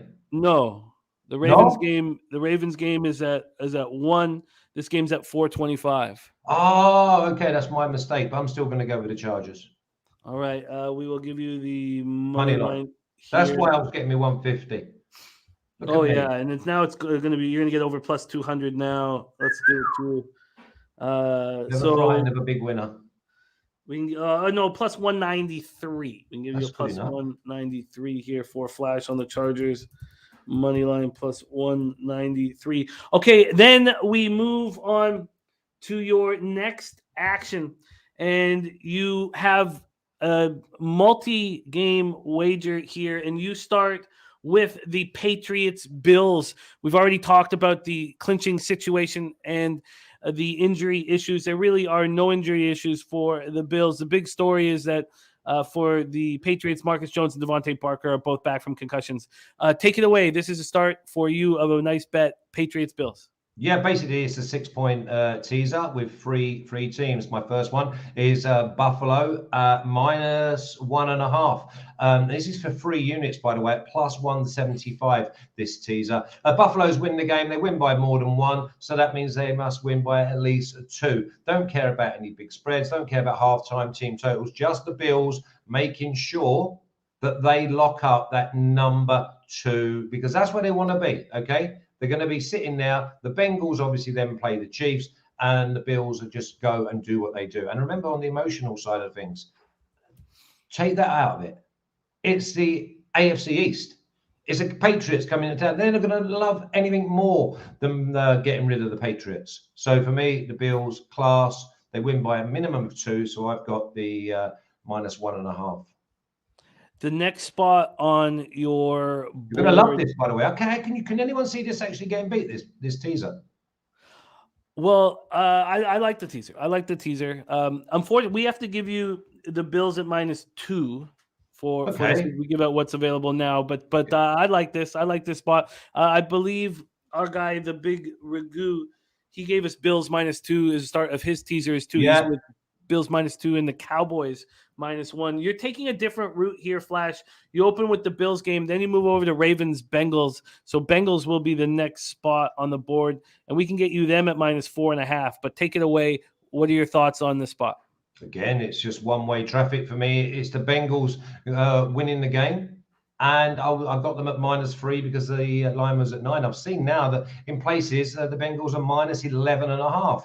I'd still, with getting a 6-point teaser, anything, I think they win by more than a touchdown. Absolutely no problem at all. The Ravens, I'm not sure they score many points at all. And with the Bengals, I see a minimum maybe 3 touchdowns. I got this maybe a 24-10 type game. And if the Bengals want to go crazy, then it could be like a 31-10, 31-13 or something like that. Bengals, too much class. We've got a goal, haven't we? Seeds 1, 2, and 3. Then the rest can have a mess about. It feels like the Ravens are waving the white flag. Cowboys, Commanders, FedEx Field, the last spot of your 3-team teaser. Take it away. Yeah, again, it's just the Cowboys have to win the game and hope, obviously, something else goes. But they're playing against the Commanders side, who have been, by the way, we've been fooled into thinking that these were half decent because they put up a good performance now and again. I got the Cowboys at minus 1. That means they just win the game for me. And at plus 175 for all 3 of these together, all 3 of them, I think, have to win the games. The Bills, the Bengals, and the Cowboys. And at plus 175, it's almost like a glorified money line for me. Cowboys win the game. Don't care about the plus minus 7.5s and minus 8s. Just go and win the game for me. You are in business, Flash. I love it. Thank you so much. I did add one. Sorry, I added 2, but I don't want them on my official. I just want to back up the boys. I went with Steelers minus half in half time, minus 110. And obviously, Ragu, did he say that it was Razor's pick, the Jones, anytime? I thought it was Sharpie's. Yes, that was Razor Sharp. Razor Sharp. I'll upgrade it to a 1.5 units then, since it's not Sharpie's. Love you all. Oh, by the way, Happy New Year, even though it's like day 8. Yeah, Happy New Year to you, Flash. I just love the opportunity to hang with you on screen if it can't be in person. But and you've been very good on the show here with us. 9 and 7 plus 1.52 units. Oh yeah. I just want to give you like a little one, just because obviously it's a good omen. Sure. It's the FA Cup in England, and I think you can get Brighton at around plus 2,800. Ooh. Brighton at plus 2,800. There might be a plus 3,300 somewhere. Wow. FA Cup. I love it. But just a question for the Colts spot. They're minus 3, minus 104. they're making you pay a lot of money for the 2.5. I'll leave it at 3. It's a push, worst case, isn't it? Okay, cool. -3. Let's give you the Colts -3 at -104. That's with the Chargers money line plus 193 and a 3-team teaser. Bills -2, Bengals -4.5, Cowboys -1, all at plus 175. We love you, Flash. Thank you again for helping out all of our families with the Argentina look. That was a thing of beauty, my friend. Yeah, it's fish and chip paper now. Let's move on and pick up something else. By the way, I'm going to be in Vegas on the weekend of the 23rd of March. If anyone's around, please let us know, and we'll swing it hard. I love it. Please follow our friend Flash at Flash_37 on Twitter. We go from Costa Rica to South Jersey. Another capper who's been excellent with a big. He's done 10 shows with us, and been succeeding 20 and 18 plus 1.91 units on the show. Please welcome. He'll be joining us for our live bet stream tonight in Lions Packers. Please welcome Billy Brisbane to the show. Brizzy, how are you, my man? I'm doing good. How about you, Jimmy? I'm starting to feel better. The Titans started. I had a really bad first week back in action, so I'm starting to feel a little better about everything. But let's get right to work with you here, Brizzy.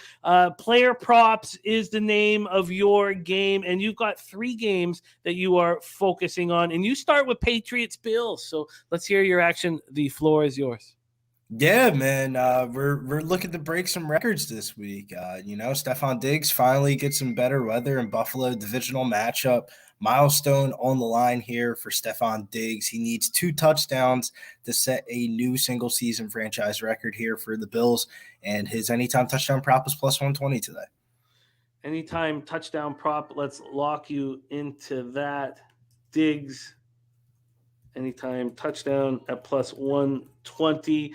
And Brizzy is on the board. Brizzy, next up for you is Jets Dolphins, Hard Rock Stadium in Miami Gardens, Florida. And we haven't talked about this game yet. 77 Fahrenheit, partly cloudy, 9 miles per hour. The Dolphins are eliminated from playoff contention with a loss or a Patriots win. That's the situation that they are dealing with. Let's take a look at the line history here for this one. And it's been wild. At first, all the sharps were all over the New York Jets. They opened up at plus 4. They got all the way down to plus 1. They got down to minus 1.5. And then Flacco was announced as the starting quarterback for the Jets, and it changed fast. It's back at plus 3.5, a minus 113. From a totals perspective, it opened up at 41.5 and has dropped all the way down to 37.5. It did go down to 37, but it's come back up a half point. Let's take a look at the cash flow here. 54,750 tickets in, 59% of the tickets, 71% of the cash on the New York Jets. And then we have 61% of the tickets and 89% of the cash on the under. Flacco versus Skylar Thompson. Not the Week 18 classic that we thought we might be seeing. Take it away for you, Brizzy. Jets Dolphins. Yeah, I like Garrett Wilson here over 54.5 receiving yards with Flacco under center for the Jets. I feel like Wilson should be a target hog here in 3 starts and 3 Flacco starts. Wilson's gone over 2 out of 3 games with the 1 falling 3 yards short in his rookie debut this year against the Baltimore Ravens. But he did bounce back in week 2 when Flacco was under center with 8 catches, 102 yards. 2 touchdowns on 14 targets in week 2. So Flacco seems like he has some chemistry with the rookie here. I think the Jets are going to be inspired to play spoiler here. And Garrett Wilson over 54.5 receiving yards, minus 115. Minus 115. You are in business with Garrett Wilson. Now, it is time to talk about our Sunday night live game. I can't wait to rock with you this evening. Got a bottle of Kraken ready to go. Detroit Lions 8-8, 3-4 on the road. Green Bay Packers 8-8, 5-3 at home. We're at Lambeau Field. Now, this game will be a lot more fun if the Rams can somehow beat the Seahawks, and then the winner goes to the playoffs. So that's what we are hoping for. But the Packers still have to win. So Campbell will have them ready to go. Take it away here, Lions, Packers. Dan Kelly, check out BetMGM. He asked about the Wilson receiving yards. He said 60.5 at FanDuel. I bet it around like whenever the Gervonta Davis fight was over, so like 3 or 4 a.m. and it was 54.5 at BetMGM. But back to this game though, Jamal Williams, anytime touchdown -120. Couldn't have drawn up a better narrative here for Jamal here in Week 18. He's one touchdown away from tying Barry Sanders' line single season touchdown record, and he's 2 touchdowns away from breaking that record against his former team in Lambeau. There's a perfect spot here. The coaching staff took note of this as well. When they interviewed Deuce Staley, he said it would be big for Jamal to tie the franchise record for rushing touchdowns. He's going to have many chances to get at it. Anytime touchdown, what did you get that at? -120. -120. Jamal Williams, anytime touchdown, -120. There's Canadian Capper. Tasha, great to see Tasha, a member now. Thank you to Razor Sharp Picks for giving out the gift of a membership. Great to have Tasha in the group. So there you have it. Diggs, anytime touchdown at +120. Garrett Wilson over 54.5 receiving yards at -115. And then Jamal Williams, anytime touchdown, -120. And you will be live rocking with us for the Sunday night live stream. Follow our guy, Billy Brisbane, at getting_Bills. Love capping with you, my friend. Any last words for the cappers supporting the show? Yeah, make sure you hit that like button on your way in and make sure you join with the memberships. Shouts to everybody in the chat. We got Tasha from Voorhees, New Jersey. That's right around the way, South Jersey in the house. Nice. And some other funny ones. Nasty Nate in the chat says Jets couldn't win a high school Super Bowl. That was pretty funny. Yeah, well, he's got a nice battle with Jose, and hopefully the Patriots will be the last team standing. I can't wait to rock with you tonight. I'm looking very much forward to it. Thank you so much for your insights. There he is, Billy Brisbane in the house. So Noli Knows cannot be with us, so we are going to Connor Mack. CMAC is next, which actually puts us right on schedule. So that is very good. So CMAC will be jumping on here, joining us shortly. They'll go CMAC and then Sharpie's bets. So let's do a quick review of action while CMAC joins us. Bobano's on the Bengals first half and full game. Now he got -4.5 and -9.5, and then Ragu got a worse line on that because it was after he put that in that we found out that Tyler Huntley was inactive. And again, I apologize for snapping at our friend Sky Dragon. Thought he was saying that I was being unfair. We have rules, and I just kind of follow them. But I did react when I shouldn't have. I should have given our friend Dennis the benefit of the doubt, and I apologize for that. Bills team total over 25.5 is Bobano's next look. Then he's on the over 42.5 in Minnesota, Chicago. We are going heads up in that spot. Then we have Steelers -143, the Rams +6. He's got Commanders +7.5 and the over 40.5 and the over 48.5 at -112. That is our guy Bobano's action, and he's been running very, very nice on the show. Next up for us, the Big Ragu, under 44 in Patriots Bills. He's got the Bengals first half and full game. Now he got -7 and -10.5. And we have the Lockett anytime touchdown at +155 from the Big Ragu. Eagles first half -10 and -112. And Jones anytime touchdown Packers win at +105. Jones rushing at over 60 at -115. And first half under 24 at -110. His teaser, and we had teasers from both Big Ragu and Flash. The teaser from Ragu is Bills -2.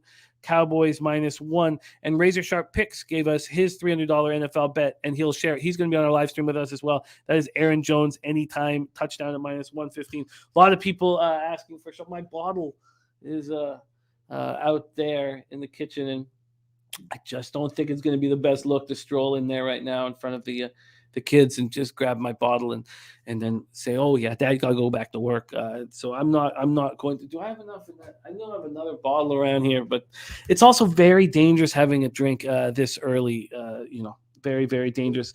Joe Yurkovich is on Jalen Hurts under 45.5 rush yards. So we have CMAC ready to go. He has jumped on. Here he is, Miggity Mac Daddy in the house, coming to us from Las Vegas, Nevada. We go from Las Vegas, Nevada, then over to San Diego, California with Sharpie. That's how we're closing out the show. CMAC, how are you, my friend? I'm good. I'm a little behind. Sorry.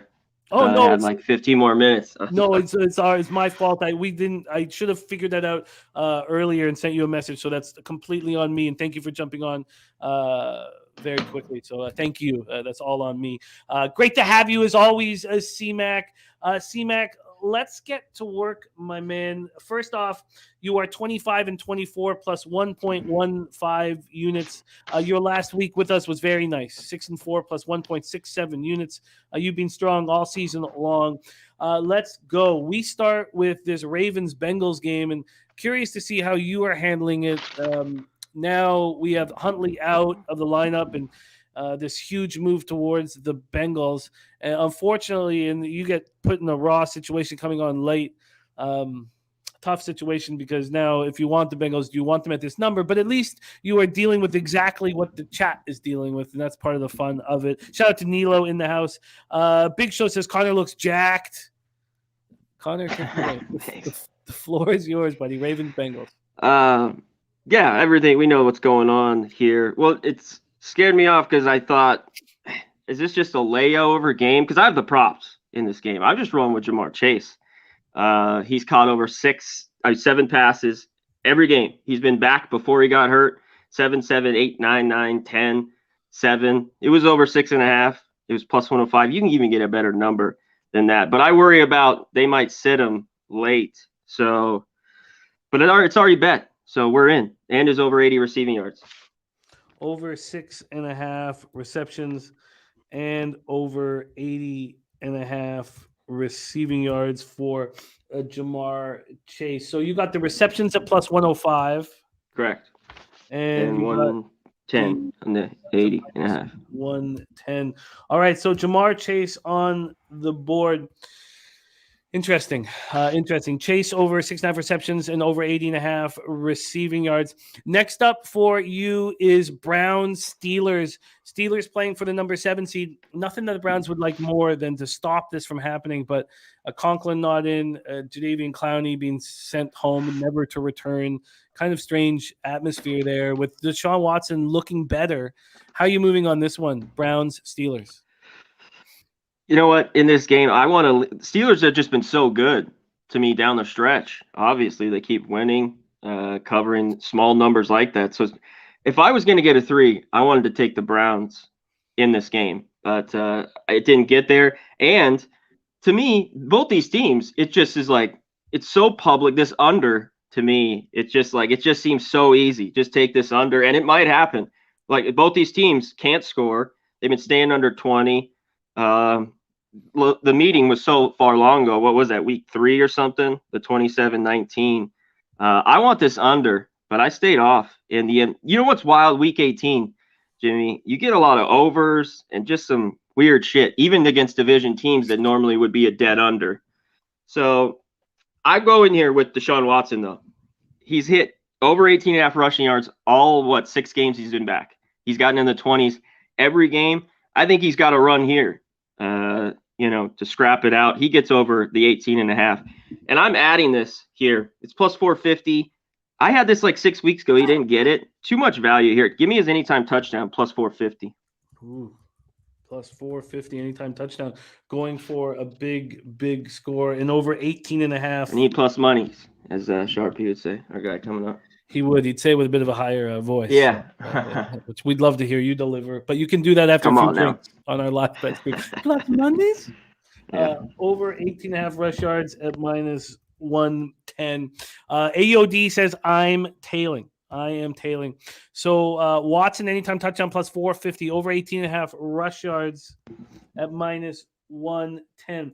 Then we move into another player prop here in Jets Dolphins, Hard Rock Stadium, Miami Gardens, Florida. One of the fun things about not letting the other cappers know what picks have come in is because sometimes we have our cappers on the same spot, and when they are on it, the ROI is very high, and I love it. So here's one of those for us. Take it away, CMAC, Jets Dolphins. Yeah, I'm on here. This Miami Dolphins team has just been bad against the pass. I believe they're 25th, 26th, depending on what site you're looking up. They just haven't been good. You got old man Flacco back there, and he's going to a guy who hasn't been doing great as of late. What's our guy Jose I like this. I haven't took many Jets, especially since Hall's been hurt. That's about the only props I've had here. I'm on Wilson over 53.5 receiving yards. This guy's made big plays all year long, really. And he was big when Flacco played those first few games. I think he had almost 10 targets, 8 catches. So I didn't touch any of the catches. I didn't really find any out there, but I took his yards over 53.5. I think he gets it today. You got it over 53.5 receptions at -110. So that is the player prop portion of. Who else is on it? If someone's on that prop? Yeah, Brizzy. Oh, all right. Brizzy's on the same on the receiving yards too, and like when you guys link up like that, it's a very good sign. Cool. Very good sign. Millsy's on the Wilson over 5.5 receptions, and Joe Yerker said, should I wait to see about a +4 on the Jets? Stimmy OG's on the Jets big, and Teddy Bridgewater is active today, says BJ. Teddy Bridgewater is active today. And MGM just raised the total on Wilson to 58.5. He said the best he found was 57.5 for Dan Kelly. A lot of guys been looking at that. Wow, that's big news about Teddy Covers being active today. Although he just doesn't seem to me like the same quarterback. But let's talk about CMAC action here. This is his player prop portion of the show. He's on Jamar Chase over 6.5 receptions +105, over 80.5 receiving yards -110. He's on Deshaun Watson anytime touchdown +450. And he's on over 18.5 rush yards at -110. And he's on Garrett Wilson over 53.5 receiving yards. Now we move into sides.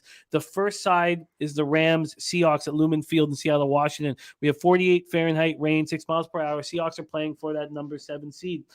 We've had this huge bets that have come in on the Rams all week, and I was waiting for it to come back, and it never did. It's all big bets on the Rams. So 44,206 tickets in, 67% of the tickets, 97% of the cash. That's come back from 99. So, syndicates or pros or whatever it is, big bets are coming in on the Rams, and that line has moved, which is what you want to see if you are backing the dog. It was at 6, it moved to 5.5, and now we see our first 5s on the board. Take it away for us, CMAC, Rams, Seahawks. Yeah, I'm on the Rams here. I got the 6, but give me whatever the best number is out there, Jimmy. I think this is a tight one. Geno Smith, Seattle might win here at home. Not the greatest of weather. I think there might be some points. I didn't mess with the total here, 41.5, but I like the way Akers played. Baker's playing for, a spot maybe next year on this team as a backup. I think they hang around in this one. Division game. Give me the points here. I like it money line too, a little bit. Wow, that's wild. +5.5 at -108. So we've not heard anybody of our experts take the Seahawks, and we have Bobano and CMAC both on the Rams.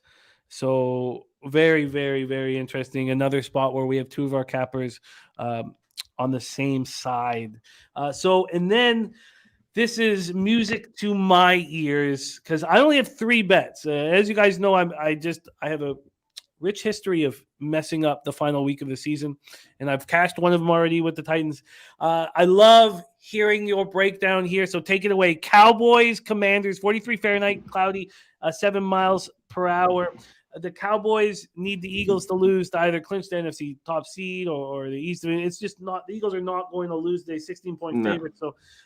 So I see a spot where – we could see this. You could be watching the second half of the game and go, "Oh, Cooper Rush." Oh, and you start, "Whoa, who's this wide receiver? What the hell? Who's that?" And that's what I pray here. Now we know that the Washington doesn't have a Gibson or Robinson Jr., and that's going to hurt them. But Sam Howell has something to play for.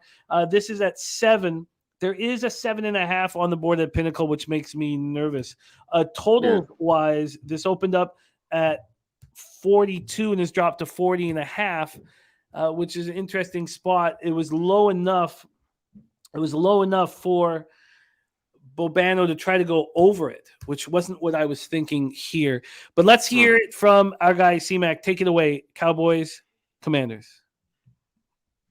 There's got to be a little bit of the watch because, like you said, I think the Eagles win. They come out. Giants are basically going to sit everybody. So what do you get? A quarter, maybe a half of the Cowboys. So you could wait here. By the way, there's a ton of games today. I didn't go through it on here where you could look first half, whether it's Bills. The Bengals has gotten a little out of hand. It's 7. But if you like the Vikings, and not all of them are going to win, but there's some of these I think you could jump on first half. And if you like the Cowboys, that's where I'd look. But full game, division dog at home. Washington still has a pretty good defense, Jimmy, that I thought's played, well at times, especially the second half of the year.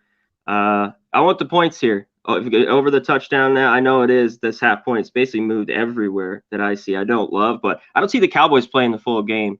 And I'll dare them to win by, 8 to 10 on the road. So give me the Commanders here. You're getting the same line as Bobano, the Commanders, plus 7.5 at minus 112. There's 46% of the tickets, 80% of the cash on the Commanders. I would sure have liked to have seen it move to 6.5. Yeah, that would make me quite confident. So I'm still a little nervous here, but I really do like the spot here. Let's do a review of CMAC's action here. Chase over 6.5 receptions and over 80.5 receiving yards. Then he's on Watson anytime touchdown at plus 415, the over 18.5 rush yards. Garrett Wilson over 53.5 receiving yards. Rams plus 5.5 and Commanders plus 7.5. And CMAC will be starring in our live bet stream for the national championship tomorrow night. That pops off at 7 p.m. So we'll start 30 minutes before the game starts, and we'll have the stars of NCAA Pub Hub. So we'll have CMAC, Bobano, Big Boss, and the Big Ragu. So it's going to be a really, really fun live bet stream. CMAC, excellent work. Thank you for making the time for us, my man. Follow Connor at Connor Mac Picks. And go out there and get that cash. Looking forward to have some drinks and watch some college football with you tomorrow night. Any last words for the Cappers supporting the show? Nothing. Shout out to the chat. All you guys. Best goddamn chat in the goddamn game. And check us out tomorrow morning. The golf. Sony Open. Golf is back. Me and Goldster. You got a better number than me. I only got 18-1. I didn't bet it on Monday. I waited till Wednesday. Hopefully we get the cash today on the big winner. 6-shot lead. Better not choke. Come on now. That's a big, nice, juicy lead there. Now we move on to our final guest. It is the show that follows this one, and it is so good. Check out the Pub Zone on Pub Sports Radio. I love the graphics. I love the way they show you where the player props are at, how many yards they're at right now. They do just a spectacular job. I love the show. I will be watching it as well. And he is our final guest. Is this our final NFL Pub Hub? It just might be. Where there are some talks trying to go next Saturday. Some talks. Would love to hear in the chat if you guys would watch it if we went on after the NCAA Pub Hub, because we could go on right after if you guys want it. We have never done that. We've always finished on week 18, but the Cappers are cashing, so I think I want to keep it going. Let's bring on your next guest. Love working with the man, the star of Prize Picks and the star of NFL Pub Zone. Right after this, please welcome Sharpie's Bets in the house. Sharpie, how are you, my man? Man, I took the last 40 minutes of getting my ass higher than shit, and then I heard Noli wasn't on here and started to panic. So, yeah, we're fucking here, bro. And let's get to it, my guy. I know Noli was planning on to as of last night when I spoke to him, so something must have came up with him. So, hope everything's all right with our guy. Yeah, so do I. But let's get to work here. Sharpie, you are focusing on player props, and you start. First off, you're too nice. This show is about transparency, okay?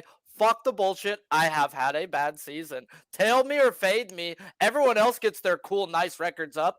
I have a shitty record. Put that fucking shit up. I don't fucking care. All right, go ahead.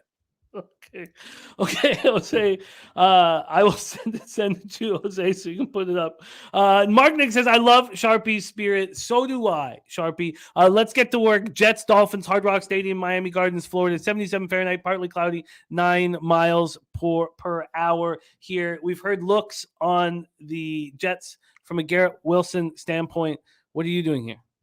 Elijah Moore, the other side of the other same team, but other side of the field. So Elijah Moore receiving yards over 25.5 at -125. And man, do we got a fucking banger of a game here. Skylar Thompson versus Joe Flacco. Okay. Maybe not a banger, but still money to be made. And with Flacco starting versus the Dolphins defense, who was 8 versus the rush, 27th versus the pass, we get a nice little spot for a guy who started 3 games for these Jets and put up some really decent numbers. We all know Garrett Wilson is the number 1, and Flacco in 3 games did target him 32 times. The next wide receiver, though, Elijah Moore, who was targeted 22 times, nothing less than 5 times a game, with not seeing below 40 yards a game, while averaging 46 yards a game with Flacco as the signal caller. So sign me up for more to get some more yards with Flacco as the quarterback. I did want to take a gander at Conklin's receptions, but like Connor said, they're not offering catches fucking anywhere. Conklin, as the tight end of this team with Flacco, didn't see less than 7 targets a game, had 4 catches in every game with Flacco. So if you can get some Conklin receptions and it's at a 4, smash that shit. All right. And you are locked in here with Elijah Moore over 25.5 receiving yards -125. You like the Conklin receptions look, but Elijah Moore is your only look here? Yeah, Elijah. Yeah, I can't bet it. There's nowhere out there that's even offering. I looked. I hit up Nilo, who had legal books. Nope, nobody's offering. No, even Connor said he couldn't get no Jets catches. Wow. Usually that's a sign that they're concerned about it. Nice look there. All right, we've got Sharpie, your star of NFL Pub Zone, that is live in 14 minutes right after this show. His next player prop is on the New York Giants, 9-6-1, 4-3 on the road at Philadelphia Eagles, 13-3, 6-2 at home. Lincoln Financial Field, 43 Fahrenheit, mostly sunny, 11 miles per hour. As we know, the Giants are locked into the 6th seed, and because of that, money keeps moving towards the Eagles. Shout out to Nilo. You are a good man. Says, love Sharpie's live plays, the halftime king, to our guy Sharpie. Let's just touch on the line history here for this one. We're now, so it's gone back a half point finally. So it opened up at -2 at books that put it out before Sunday's games last week. But Pinnacle put it out at 13.5. It moved to 16.5. Now back to 16 at some books. Take it away, Sharpie. Floor is yours. Giants, Eagles. Yeah, we all know Davis Webb is starting for the fucking Giants, and we know that the Eagles are giant favorites. So let's get into it. Miles Sanders rush yards over 63.5. Giants defense 25th versus the rush, 15th versus the pass, while being 24th in total yards. And that's their starters. Like I said, they're sitting a lot of people today. So they're even worse than what the numbers are actually saying. So let's get into why we're going to take Miles Sanders rush yards over. And these pissed off Eagles over the last 10 weeks, when hurts his quarterbacks, Sanders is 3-1 to the over rush yards when facing a bottom 10 rush D, averaging 16.5 rush attempts and 105 yards a game, including one game versus these Giants where he had 17 carries for 144 yards and 2 touchdowns. In the 3 games he went over, he had 17 plus rush attempts while averaging over 130 yards a game, while only 11 rush attempts in the game that he came up short. Versus the fucking Bears, and I was on them that day too. The Eagles are a 16-point favorite playing versus backups, whether it's in the beginning of the game or at the end of the game. Sanders should smash this shit by 30-plus yards. And then when I seen Davis Webb, I had to go get in on some Boston Scott anytime touchdown at plus 400. Plus 400 is a 20% chance. When I expect this team to be up 2 scores at the half and playing probably their backups in the fourth quarter, that jumps that up to a 30-35% chance to me. So plus 400, we got to get back in the positive somehow, some way, and Boston fucking Scott is going to do it. Boston Scott anytime touchdown plus 400. Miles Sanders over 63.5 fresh yards. What was the juice on Sanders? -113. -113 locked in. We have a question from the chat before we get into Sharpie's look on the Sunday night game, which I'm so excited that he's dropping for us because he's got such a busy day. And you guys know I want him on every live stream I have, but he's going to be on for the next 4 hours on the Pub Zone. I'm coming on Sunday night, motherfucker, for at the half. I'm coming. I love it. I've got this new thing that pops my feet up, so when I'm sitting all fucking day, my hip don't hurt. I'm way too young to not have cartilage in my hip. That's too many prison fights, bro. There's no fucking give on concrete, bro. No give. I love it. I love it. Okay, we're about to talk about Lions Packers, which is our Sunday night live stream. But we have a question from Rocco Rogers, and again, we thank you guys so much for being members. And anytime you have a question, we'll stop the show for it. He says, "Quick question for Sharpie. Now we're going to the Rams game." For this one, Rams at Seahawks in the rain. There's all these big bets on the Rams. The lines move from 6 down to 5 at some books. You can still get 5.5. He says, do you like Tyler Higbee or Cam Akers today? Now, Akers off back-to-back 100-yard rush games. I don't have Higbee's numbers in front of me. They've been making me a whole lot of money. I hit Akers on Christmas Day to have the most rush yards at plus 500. And I don't expect anything to change. I did think Stafford was playing, but it doesn't look like he's going to, even though he said he's ready to go. So if Stafford somehow fucking plays, and I've been trying to look for reports because he says he's ready, I want that fucking money line later on, man. And Higbee's and Akers all go up if Stafford somehow is in the game. Interesting. I would be shocked. I mean, wouldn't we all be shocked, just absolutely shocked? Or would, I would not be, because my guy Big Show brought it up, dude. 4 years ago, there is a tweet out there. I will do anything to get the Lions into the playoffs. Here's your fucking chance, bro. We all know where you're retiring. You're going to retire at Lion. I mean, it would be so wild if that was the case. So very interesting. All right, we're 9 minutes till kickoff, which means we're 9 minutes to the NFL Pub Zone started by Sharpie, which you got to watch. Let's talk about our NFL live stream. Sharpie going to be joining us at halftime. Detroit Lions, Green Bay Packers, Lambeau Field, Green Bay, Wisconsin, 25 Fahrenheit, cloudy 8 miles per hour. We all know the situation now. And the market's been moving towards the Packers. At last look, they were 5-point favorites. Let's just take a last look. So 5-point favorites. Bovada's moved it to 5.5. They're the first book to do that. I was going to say, I see 5.5 on mine, which is wild. The total opened up at 48. It's now at 49. One last look at the cash flow for our big Sunday nighter. We have 60,732 tickets in. Lions have 61% of tickets and 73% of the cash. A public dog. 41% of tickets, 79% of cash on the under, but it's gone up a point, which is confusing. And the Seahawks need to lose to make this really exciting tonight. But the Packers still have to win. And we have razor sharp picks here joining us.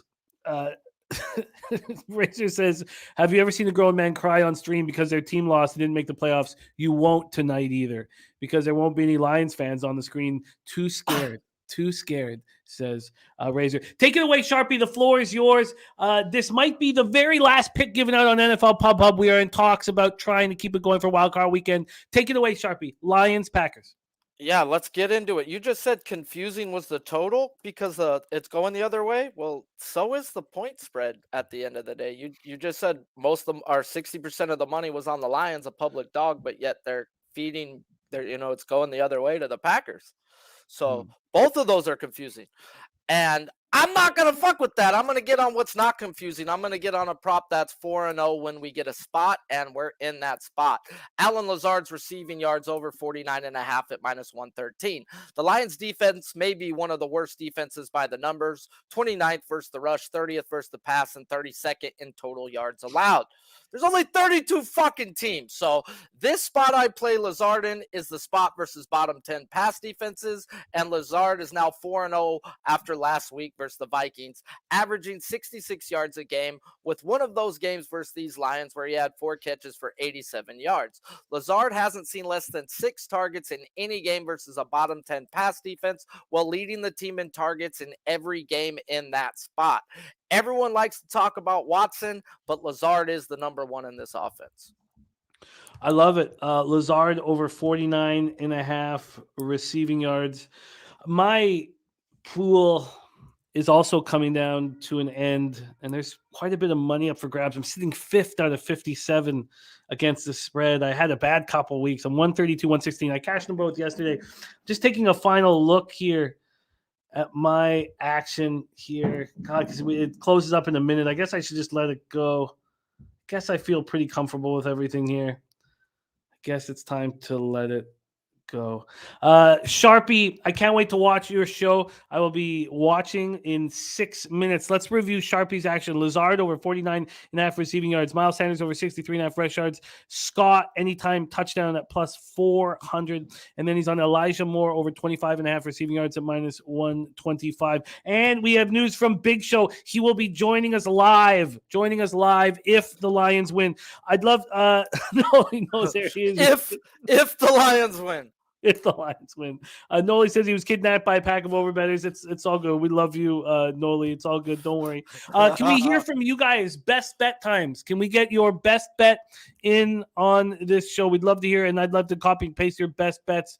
Let us know. Millsy is on Ritter running touchdown at plus 370. You run through their best bets. I'm going to dip, go get high, and get ready for my show. So pop on after Jimmy runs through all you guys and does what he does best, which is shout out the fucking chat and actually make you feel like you're one of his friends, bro. That's one thing Jimmy's done to everybody. That's why we're all here at the end of the day. That's why 400 fucking people were live at one time. So smash the fucking like if you haven't. It helps a lot. And the boss man shows up shooting money when it hits over 150 sometimes. So that's a slacking on you guys. Slacking on your macking. So tune into the Pub Zone, guys. Coming on Pub Sports right after this. We go play by play, keep you up to date with injury stats and news on all morning game NFL Network's red zone coverage. Not with Pee-wee Herman, with Sharpie's fucking bet. So F-bombs don't fly until I start losing money. So family friendly the first half. I love it. There he is, Sharpie. And I meant to say if the Rams win, if the Lions have a chance to win, Big Show will be live on the same screen as Razor Sharp Picks. Thank you guys for the very kind words. It means a ton to me. Greg will get me started with Cars for Kids. It's so funny. I start hammering the crack and I have vague memories of things. Like I have vague memories of us talking about Cars for Kids, but I did write it down. All right.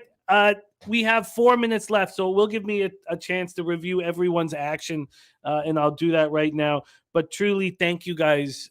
I enjoy this so much, and it just brings so much to my life, and I'm just will forever be indebted to have this opportunity to cap with you guys day in and day out. All right, so we have Bobano on Bengals first half and full game. He got in real early before the Huntley announcement was, so I should say really early, but before. So he got 4.5 and 9.5. Then he's on the over 25.5 team total with the Bills. He's on the over 42.5 in Minnesota at Chicago. And he's on the Steelers money line minus 143, Rams plus 6 at minus 114, Commanders plus 7.5, and the over 40.5 in that one, and the over 48.5 in our Sunday nighter. Then Ragu moved on the under 44 in Patriots Bills. He moved on the Bengals first half minus 7 and the full game minus 10.5. He moved on Lockett anytime touchdown at plus 155. Eagles first half minus 10. And Jones anytime touchdown with a Packers win at plus 105. Jones rush yards over 60.5. In the first half under 24 at minus 110. His teasers have been so strong this year. Bills minus 2, Cowboys minus 1. Razor Sharp Picks gave us Aaron Jones anytime touchdown at minus 115. Then Pittsburgh plus 3.5 in the under 48.5 correlated parlay for Goldster at minus 120. Pittsburgh 3.5 plus 3.5 under 48.5, and he got that at minus 120. And he's on Najee Harris over 71.5 receiving rush yards, at minus 105. And then he has a 3-team money line parlay: Vikings, Bills, Niners at minus 110. Flash is on the Colts minus 3 at minus 104. Chargers money line plus 193, and then he's got a 3-team teaser: Bills minus 2, Cowboys minus 1, just like Ragu, but he's adding in Bengals minus 4.5. That's a plus 175. Then we have Brizzy gave us Diggs anytime touchdown at plus 120. Wilson over 54.5 receiving yards at minus 115. And Jamal Williams anytime touchdown minus 120. CMAC gave us Jamar Chase over 6.5 receptions and over 80.5 receiving yards. Then he gave us Watson anytime touchdown plus 450 and the over 18.5 rush yards. CMAC gave us Wilson over 53.5 receiving yards, Rams plus 5.5, and the Commanders plus 7.5. We've already reviewed Sharpie's action. So let's give you guys a shout out. Let's have a giant end to this great season we've had. It's been a great season, highs and lows, but a great season. Thank you, Mike, Lucas, Ryan, Blitzer, Bobby, Rob, Garvey, Joe, Chris, Blitzer, Bobby, Harold Williams, Justin McElvey, Mark, Nick, Jason Folk, Joe Ortner, Topset, Craig Wood, AOD, Lucky Power, Dan Kelly, Tasha, Big Show, Harold Williams, Boogie Main, Zachary Jimenez, Rocco Rogers, Mike M, Richie Vegas, Joe Yurkovich, Millsy, Von Polo, Noli Knows, Richie Vegas. Thank you guys so much. Razor Sharp Picks. Thank you guys for your support. Nasty Nate, King Al. I love it. Thank you guys. And seconds away from kickoff, week 18. It's been a great football season. It doesn't end. More cash to make. And thank you to my producer, Jose Bouquet. God, does he do a great job on this show. It's so much I send to him and last minute stuff sending to him, and he just handles it with such calm. He's got a calm about him that I need desperately in my life. Jimmy Gomez, B. Simpson, thank you guys. Let's go out there and get that cash. Millsy giving a shout out to Slaughter on behalf of all of us at Pub Sports Radio. Slaughter, Jose, myself. Let's go out there and finish strong. Finish strong and get that fucking cash. Let's say, hey, los bookmakers.